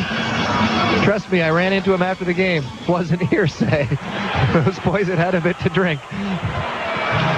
Here's Derek Walser picking up the puck inside his own zone. He'll send a pass ahead to Botterill at the blue line. Botterill plays it out into the neutral zone where Kraft picks it up. Marty Murray strips him with the puck, and Varlamov is going to chase into the far corner. Buckley rides him out of the play. Botterill comes in to try and steal that puck away. Meloche in the corner now, sends it back out of the Wilkes-Barre zone. Past Mike Martin on the blue line, and Martin will skate into the St. John zone and touch up, and that's icing against the Wilkes-Barre Scranton Penguins. 9:40 to go in the third. 4-4 the score. Penguins and Flames. Game 4 of the Calder Cup final. You're listening to it here on Home Hardware Flames Hockey on Country 94. Bob, now that you have it. But I know one guy back home, Tom Manning, would love that sound every time he can hear it. Face off inside the Wilkes-Barre zone. Kraft ties up Tkachuk. Kelleher skates away with that puck. Beats Greg Crozier near side boards. They work up over the blue line. Puck bounces there. Flames are going to pick it up. Steve Bejan playing that away from the Penguins. They'll have to chase it back inside their own zone. Near corner, Kelleher and Tkachuk tie up on the boards. Bejan with that half visor and a couple of stitches in his face. No trepidation whatsoever in fighting for that puck in the close quarters along the boards, and that's great to see. It is great to see. He has taken a couple of shifts here the first shift, he had a couple of chances to score there. He had a couple of good opportunities, but he really hasn't been playing the physical part of his game. Maybe he's a little timid, but not right there in that case there, Andy, as he bangs along the boards there and knocks a couple of Penguins down. 10 minutes and 42 seconds into the third period. Chris, we have not seen Stéphane Auger whistle a penalty in this period yet. Well, hopefully he won't whistle one left with half a period to go. You know, this is a time of the game right now in the playoffs where you want the players to decide it, and hopefully, you know, obviously you'd have to call one of those ones where a guy gets really, really tore up or hauled down or something like that, but hopefully he'll let the minor stuff go. Face off in the Wilkes-Barre zone. Blair Betts, Martin Sonnenberg, or is that Toby Peterson? It is Peterson. Penguins control into the near corner. They'll push it in behind the net. Roosevelt up the far boards for Kostopoulos.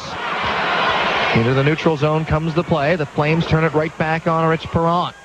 Roosevelt feeds Mellicar near side boards. Joseph Mellicar throws it to the red line where it's knocked down by Darryl Scoville. He turns it over to Toby Peterson. He races inside the St. John zone. Tried to play it out front. Off the end boards or off the back of the net. Delayed penalty coming up against the Flames. Here's Roosevelt at the blue line. Shot knocked down by Roach. Now Sonnenberg in behind. He tried to feed it out again. And the puck will bounce to Tom Kostopoulos, who's dumped by Dave Roach. Steve Monador is going to get the penalty here, holding the call. And boy, you know, don't we just open the mouth and say Stéphane Auger has had the whistle in his pocket for the most part, and out it comes. That's twice tonight you've done that, Andy. Shame on you. But here it is here for the folks at home. Well, we're not going to see it. We're going TV anyway. We're going to see, yeah, for the folks at home watching TV, we're going to see the Dave Roach there hitting Kostopoulos from behind, but actually Steve Monador just carried Toby Peterson in behind the net and just leveled him. A holding call going Steve Monador's way, so the Penguins get the first power play of the third period with 8:38 to go in this period.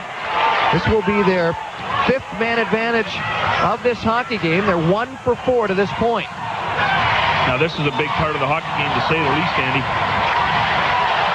Chris Kelleher on the blue line feeds Roosevelt. A shot off the leg of Eric Meloche. They'll chase it into the corner. They'll send it far side. Peterson looking right back at the blue line. He cycles back to that line, sends it deep. Kraft back to Peterson. Into the middle for Kelleher. Kelleher with 2 goals already. Here's Peterson shooting, scores!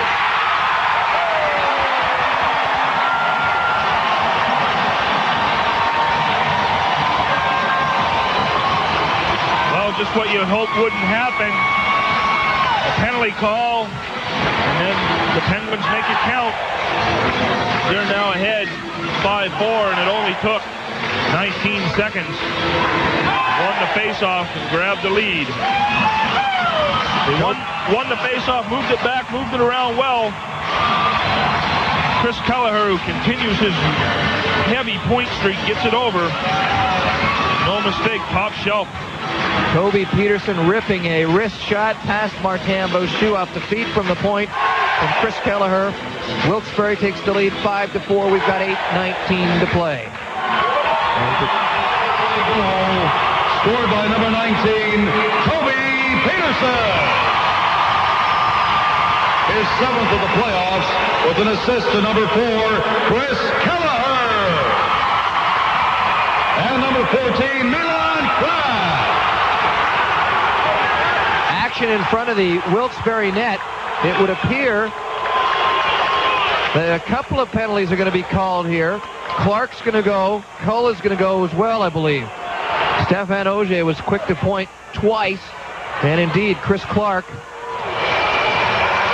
going along with Trent Cull after they worked their way in on Rich Perron. They knocked Perron down. They knocked the net off its moorings, and Stéphane Auger really has no choice there. No, he doesn't, Andy. As they banged around. The only question is whether he'd give St. John a chance on the power play or not. Trent Cull had a pretty good grasp of Chris Clark. But Chris Clark also must have been banging back at Trent Cull to get himself a deuce also. The Wilkes-Barre fans don't like this too much, in the fact that Cull has gone to the box as well. Matter of fact, they're downright incensed. 2 minutes for roughing. Clark, 2 minutes for roughing. For Trent Cull, 2 minutes for interference. Interference to call on Trent Cull. Here's Andrew Ferentz moving in behind his own net as the two teams go 4-on-4 here. Ferentz will hold on. Fake to leave the puck for Kraft. Send it far side for Meloche. Meloche has it roll past him. Here's Tkachuk dropping a pass. Bejan down the far side boards. His shot rolls wide. Tkachuk and Ferentz battle up the near side. Bejan comes in. Kraft pokes it out of the Wilkes-Barre zone on the far side. Walzer gets to it first. Turns at his own blue line. He'll come up through the middle. Tkachuk has to get out of the zone. He was tied up by Ferentz. Walzer puts the brakes on the far side. Gets a bump from behind from Meloche. Peterson now into the neutral zone. He has the forethought to kick that puck ahead past Rico Fata into the St. John zone. Mike Martin will pick it up there and play the Flames forward. Didn't quite get to the red line. Melikar touched it outside of the goal line, so they wave off the icing. Here's Monador. His own blue line takes a bump from Tibbetts. Melikar plays the puck into the Flame zone, but the whistle has blown. Incredible. I can't imagine how the players can hear the whistle. It's near deafening in here with the fans even at a mild chant. Well, the fans are saying a word that we can't say here on radio. I don't understand why. I mean, yes, the hockey is new to this area, but a lot of them have an awful lot to learn about the game. They can't understand why their beloved Trent Cull went off with a penalty there. 6:50 to go in the third period. The Penguins lead the hockey game 5-4 on a power play goal by Toby Peterson at the 11:41 mark. That is the difference in the hockey game at this point. Joseph Melikar playing the puck from his blue line ahead to Sonnenberg. He'll tip it into the Flame zone. Darryl Scoville races to it, drops it back for Marty Murray. Murray turns and heads out of the Flame zone. He's in over the blue line, trying to steer the puck in on goal. Ridden out of the play by Michael Roosevelt. Varlamov comes up with the puck. Murray's down low all by himself. Turns away from Melikar now. Feeds to the blue line. Scoville with a shot. It was a bit of a knuckleballer off the end boards. It's picked up by Kostopoulos. He'll play it ahead to Sonnenberg. He'll work it ahead to Roosevelt, going one-on-one against Darryl Scoville. Roosevelt's a defenseman. He'll turn the puck toward the net. Brochu plays it for Monador. Monador out from in behind. Tkachuk. Rink wide for Bejan. Steve Bejan. Long drive in on Perrant. Wide off the end boards. Rolls out in front. Picked up by Meloche. Steered to the near corner. Meloche ahead to Kraft. Kraft flips it high over the red line. Rick Mrozik falling there. Got right back on his feet and plays that puck ahead. Chris Kelleher stops it at the Wilkes-Barre blue line. Ferentz now. Inside the Penguin zone. Try to kill off some time here. Here's Kraft as the fans get behind these Penguins. Now Chris Clark trying to center for Daniel Tkachuk. Let's come back outside the blue line. He'll play the puck in. Picked up by Kelleher. Now on the near side, Ferentz, rink wide for Zavakin. Zavakin throws it up toward the Flames blue line. It's played right back out onto the stick of Zavakin. He feeds Alexander Mathieu. And Tibbetts was inside the Flames zone, looking to just touch up very quickly. Kind of turned right at the blue line, and linesman Harry Amian says, no, Mr. Tibbetts, you did not get out of the zone. That will be offside against the Wilkes-Barre Scranton Penguins. 5:09 to play, third period. Penguins 5, Flames 4. This is Home Hardware Flames Hockey on Country 94.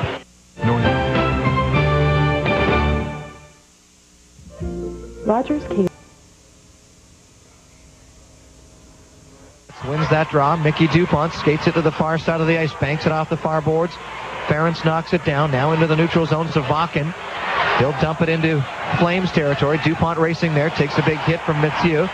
Fata comes up with the puck, can't clear. Mathieu shooting, and Fata may have made up for his giveaway by getting down in front of that one.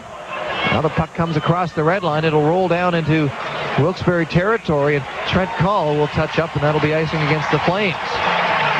Well, thankfully for Rico Fata's own self, he got down and blocked that puck. 4 minutes to go, 4:41 to go in the third. Andy, you got to try to get a goal, and I can understand wanting to get the puck up, but you have to at least take a look as to where you're going to put that puck. You can't be putting it right on a Penguin stick. But Rightfully so, though, for him. He made up for it by diving down and blocking the shot.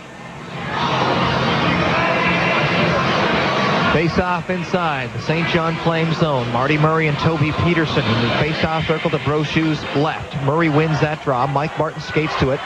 Moves it to the near corner. Varlamov. He'll ring it right back around the far side boards. That's going to get past Chris Kelleher, and that's going to come back into the St. John zone as the Flames are called on the icing one more time. 4:28 to go now in the third period. 5-4 Wilkes-Barre. Well, I don't understand what's going on here. I mean, they have to dig and try to get a goal, but yet here's 2 consecutive icings. This reminds me a lot of the end of the second period where they seem to be a little out of sync. And they had the intermission there to recover, but they go to the locker room down by 1 here. They go to the locker room with the series tied 2-2. Oh, absolutely. And, you know, obviously there's still a lot of hockey to play. 4:28 to go, and you don't want to make it sound like you're giving up on them. Peterson and Murray one more time inside the Flame zone. Peterson right off the draw, sending it toward Martin Brochu. He steers that one aside with the blocker. Here's Derek Walzer. Ahead to Botterill. Botterill dumps a pass ahead for Varlamov. He'll chase it into the area behind Perrott. Out front, Marty Murray looking for Walzer. The puck kind of rolled off to stick. Now Varlamov near corner, back to the blue line. Martin pinching down. He'll throw it out front, bouncing away from Kostopoulos. Nice save by Botterill, pinching in on a D position. Now in the corner, puck will roll out for Sonnenberg. He hits Kostopoulos with a pass. Walzer takes the puck away from him. Flames play it back into the Wilkes-Barre zone. Sonnenberg and Walzer almost fencing way in behind the play. Wilkes-Barre now with no other option but to dump the puck the length of the ice. Icing waved off. Here comes Scoville and Clark to the red line. Tkachuk leads them across the blue line. Fires it in on Perrott. And he'll hold on to that one. And the fans of the Penguins like what they see from Rich Perrott this evening. Well, he's just doing the easy stuff now. I mean, after that goal he let in, it was a bad goal. You know, now all he has to do is just make the easy save. Take the whistle, get the whistle if he has to. Penguins have made the right adjustments on the face-off department as they've won the last few face-offs. Now, where the face-offs become crucial, with just over 3 minutes to go. 3:34 to be exact. The time remaining in period number 3. The Flames in desperate need of a goal here to tie this hockey game. They've got Tkachuk, Bejan, and Clark on there. Tkachuk with a couple of goals and an assist. Bejan with a goal. Clark with a couple of assists. This would be the line. Steve Monador at the blue line. He'll throw it toward the net. Comes off of Perrott. And it's taken away by Roosevelt. And Roosevelt gets it past Daryl Scoville at the blue line. Monador has to race back. Meloche gets to him. Able to knock that puck. Monador has lost his stick, so he tries to kick the puck ahead. It'll come out of the corner for Clark. Man upended in behind the play. Roosevelt to the red line. He takes a big hit from Bejan. Clark has the puck. Flips it back to Monador, and Monador flips it ahead right in on Rich Perrott. And as Michael Roosevelt touches up, that's icing against the St. John Flames. Oh, 1:59 to go. Sorry, Chris. That's fine. Once again, another icing, Andy. I mean, who's the team that's trying to come back here? I mean, it makes you wonder. You know, I understand there was really not much pressure, and, you know, St. John's looking here, as you can see at home, and if you're listening, Steve Bejan took a cross-check from behind, but you can't be looking for the penalties. If Stefan Ogier is going to call it, he's going to call it, but don't be looking back. You've got to keep charging forward. Blair Betts and Billy Tibbetts in the face-off circle to Brochu's right. Betts wins that back. Morozic moves in behind Brochu. Feeds Roach on the far side boards. He manages to get it into the neutral zone. Rico Fata comes, picks it up. He'll bank it off the near side boards. And that's where Trent Cull finds it. Fata gets it back at his own blue line. He races ahead, sends a pass ahead for Betts. He'll roll one in on Perrott. Perrott steers it to the near corner. Off the glass, high out of the zone. Cull making that play. Puck bounces back across the Wilkes-Barre blue line. Andrew Ferentz backing up into his own zone, trying to kill time off the clock. Now he'll send it forward. Dupont at the red line. Ricky Dupont lifting that puck into the Wilkes-Barre zone. Ferentz back to pick it up one more time. Botterill hauling him down. Wilkes-Barre able to work the puck forward. Here's Botterill, far side at the blue line as the Flames come back inside the zone. Botterill into the corner on the far side. He'll turn away from Ferentz. Go back up the far side boards. That puck will be kicked free for Sonnenberg. Whole gaggle of players in there. Marty Murray had it momentarily, and Sonnenberg sends it up to the blue line. They hold it at the blue line. Martin with a job. Great job there. Murray working in behind. Sonnenberg draped all over him. He is hauled down there. No penalty on the play. Toby Peterson skating into Flames territory. And he'll just throw the puck into the corner after not being able to get a scoring chance. Moving in front, Mike Martin defending him nicely. Now in the corner on the far side inside St. John territory. Puck comes free for Walzer. 1:28 to go. Flames down by a goal. Period 3 of this 4th game of the Calder Cup final.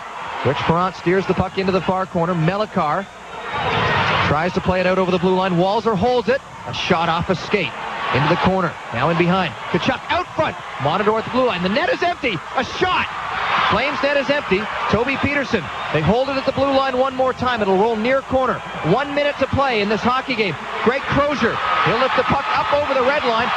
Eric Valash is going to get to it inside the flame zone, but he's in behind the goal line. He's taken a hard hit there. Derek Walzer.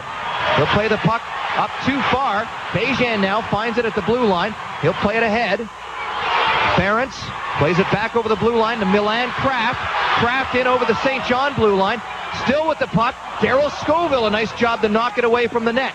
35 seconds. Here comes Sergei Varlamov into Wilkes-Barre territory. Drop pass, trying to get it to Murray. Tibbetts comes up with it. Ahead for Zavakin. Zavakin's going to roll it into the empty net. And that'll make the score 6-4. And all but ice this victory for the Wilkes-Barre Scranton Penguins.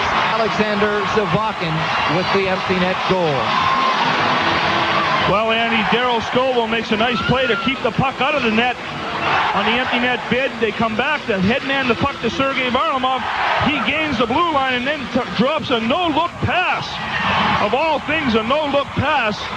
And it's picked off by the Penguins.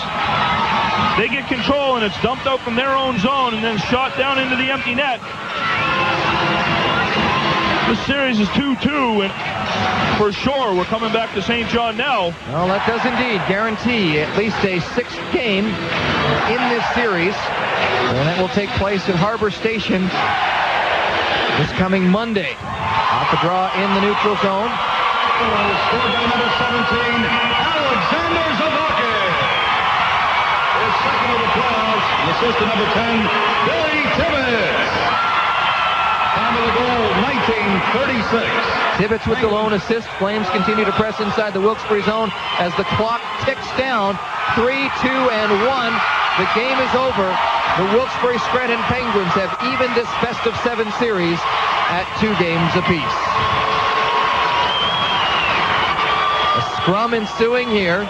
Gaetan Royer and Joseph Melikar tie up. Jason Morgan is without a helmet, and he yaps and has returned the yap. I believe that is Martin Sonnenberg down there. But the officials come in to push the would-be combatants away. Indeed, it was Martin Sonnenberg, and now Sonnenberg skates to Rich Perrant. And the Penguins can get on the ice to celebrate a victory. Dennis Bonvie and Billy Tibbetts holding on to each other. It looks like one was going to head toward the St. John bench for a moment, but the Penguins, under thunderous applause here at the First Union Arena, celebrate victory in Game 4 of the Calder Cup final. Well, the Wilkes-Barre Scranton Penguins with a team that was looking for answers as to what happened after Monday night in Game 3. Now tonight, you know Jim Playfair and the coaching staff's going to be looking for answers as to what happened here tonight in Game 4. As it was an uncharacteristic effort by the St. John Flames tonight. They played well at times, but there were just lapses of concentration, lapses in their focus, and that allowed Wilkes-Barre to be the aggressor in this hockey game. The last 5 minutes, 10 minutes of the second period, you can bring that to the forefront where they were just totally out of sync when they lost Steve Bejan. And, well, there you have it, folks. A disappointing effort and a disappointing loss in front of 8,317 fans in Wilkes-Barre. Summary of the scores, a little too long of a list for us to go through right now.